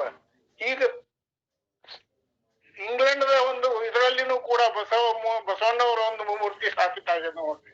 ಇದು ಕೂಡ ಬಸವಣ್ಣವ್ರ ಬಗ್ಗೆ ಸರ್ವಜ್ಞ ಕವಿ ಮುಂದೆ ಹೇಳಿದ್ದು ಸರಿ ಆಗಿದೆ ಅನ್ನೋದನ್ನ ಹೇಳ್ತಾರೆ ನೋಡಿ. ಇವೆಲ್ಲವೂ ಆವಾಗ ಯಾಕೆ ಹೇಳಕ್ ಸಾಧ್ಯ ಅಂತಂದ್ರ, ನಾನ್ ನಿಮ್ಗೆ ಹೇಳ್ದಂಗ ಭೂತ ವರ್ತಮಾನ ಭವಿಷ್ಯತ್ಗಳು ಶಿವಯೋಗಿಗಳ ಮುಂದೆ ತೆರೆದ ಪುಸ್ತಕ ಹಾಳಿಗಳಂತ ಇರ್ತಾವ. ಸರ್ವಜ್ಞ ಕವಿಯೂ ಕೂಡ ಒಬ್ಬ ಶಿವಯೋಗಿ ಅನ್ನೋದ್ರಿಂದಾಗಿ ಅದು ಸಾಧ್ಯ ಆಗ್ಯದ. ಇನ್ನು ಒಂದು ಕೊನೆಯದೊಂದು ಅದ ನೋಡ್ರಿ, ಜಗವು ಅಥವಾ ವಿಶ್ವ ಅಥವಾ ಜಗತ್ತು ಅವ್ರಿಗೆ ವಶವಾಗದೆ ಇರ್ತತೇನೋ ಅಂತಂದ್ರ ಬಸವ ತತ್ವಕ್ಕೆ ನಿಶ್ಚಿತವಾಗಿಯೂ ಮುಂದಿನ ದಿನಗಳಲ್ಲಿ ಜಗತ್ತು ಅದು ವಶ ಆಗ್ತದ, ಅಂದ್ರೆ ಬಸವ ತತ್ವ ಜಗತ್ತಿನ ತುಂಬಾ ಪಸರಿಸ್ತದ ಅಂತ ಹೇಳ್ತಾರೆ ನೋಡ್ರಿ. ಅದ್ರ ಅರ್ಥ ಬಸವ ತತ್ವ ಪರಿಪೂರ್ಣ ಮಾನವತೆಯ ಒಂದು ಅಂಶವನ್ನು ಹೊಂದಿದೆ, ಅದು ಮುಂದೆ ಆಗ್ತದ. ನಾವು ನೀವು ಕಾಲಾತೀತರು. ಬಸವಣ್ಣನವರ ಒಂದು ಬಸವ ತತ್ವ ಏನದ ನೋಡ್ರಿ, ಅದು ನಾವು ನೀವು ಕಾಲಕ್ಕೆ ವಶವಾದವರು. ಬಸವಣ್ಣವರ ತತ್ವ ಕಾಲಾತೀತ, ಅದು ಮುಂದೆ ಆಗ್ತದೆ. ಮುಂದೆ ಬರೋರು ನೋಡ್ತಾರೆ, ನೋಡ್ಲಿ. ನಾವು ಈಗ ನಮ್ಮ ಒಂದು ಸ್ಥಿತಿಯನ್ನ ಲಕ್ಷಿಸಿ ಈ ಕಾಲಜ್ಞಾನ ವಚನ ಅಂದ್ರೆ ಏನು ಅಂದ್ರೆ, ಮೇಡಮ್ ಅಷ್ಟು ಇದನ್ನ ಸ್ಪಷ್ಟವಾಗಿ ಹೇಳಿಲ್ಲ. ಕಾಲಜ್ಞಾನ ಅಂದ್ರೆ ಯಾರು ಕಾಲಾತೀತರಾಗಿ ನಿಂತಿರ್ತಾರೋ ಅವ್ರಿಗೆ ಕಾಲದ ಮಿತಿ ಇರೋದಿಲ್ಲ. ಆ ಒಂದು ಅರ್ಥದಲ್ಲಿ ಸರ್ವಜ್ಞ ಕವಿಗಳ ಒಂದು ಕವಿಯ ಒಂದು ವಚನಗಳ ಮೂಡಿ ಬಂದವ. ಹಾಗನ ಸರ್ವಜ್ಞ ಕವಿಯ ವಚನಗಳು ಮಾತ್ರ ಅಲ್ಲ, ಶರೀಫ್ ಶಿವಯೋಗಿಗಳು ನಮ್ಮ ಕಡೆ ಬಹಳಷ್ಟು ಜನ ಈ ಒಂದು ಕಾಲಜ್ಞಾನದ ಒಂದು ವಿಷಯಗಳನ್ನು ಹೇಳ್ಯಾರ. ಅದು ಶಿವಯೋಗಿಗಳಿಗೆ ಸಹಜವಾದಂತಹ ಮಾತು. ಆ ಕಾರಣದಿಂದಾಗಿ ನಾವು ಈ ಒಂದು ಕಾಲಜ್ಞಾನದ ಬಗ್ಗೆ ಇನ್ನು ನಾಳೆ ಮೇಡಮ್ ಬಾಯಿಂದ ಕೇಳೋಣ ಅಂತ ಹೇಳ್ತಾ ಎಲ್ಲರಿಗೂ ಶರಣಾರ್ಥಿಗಳು. ಸುಜಾತಕ್ಕರೆ, ಒಂದು ಪ್ರಶ್ನೆ ಕೇಳ್ಬೋದಾ?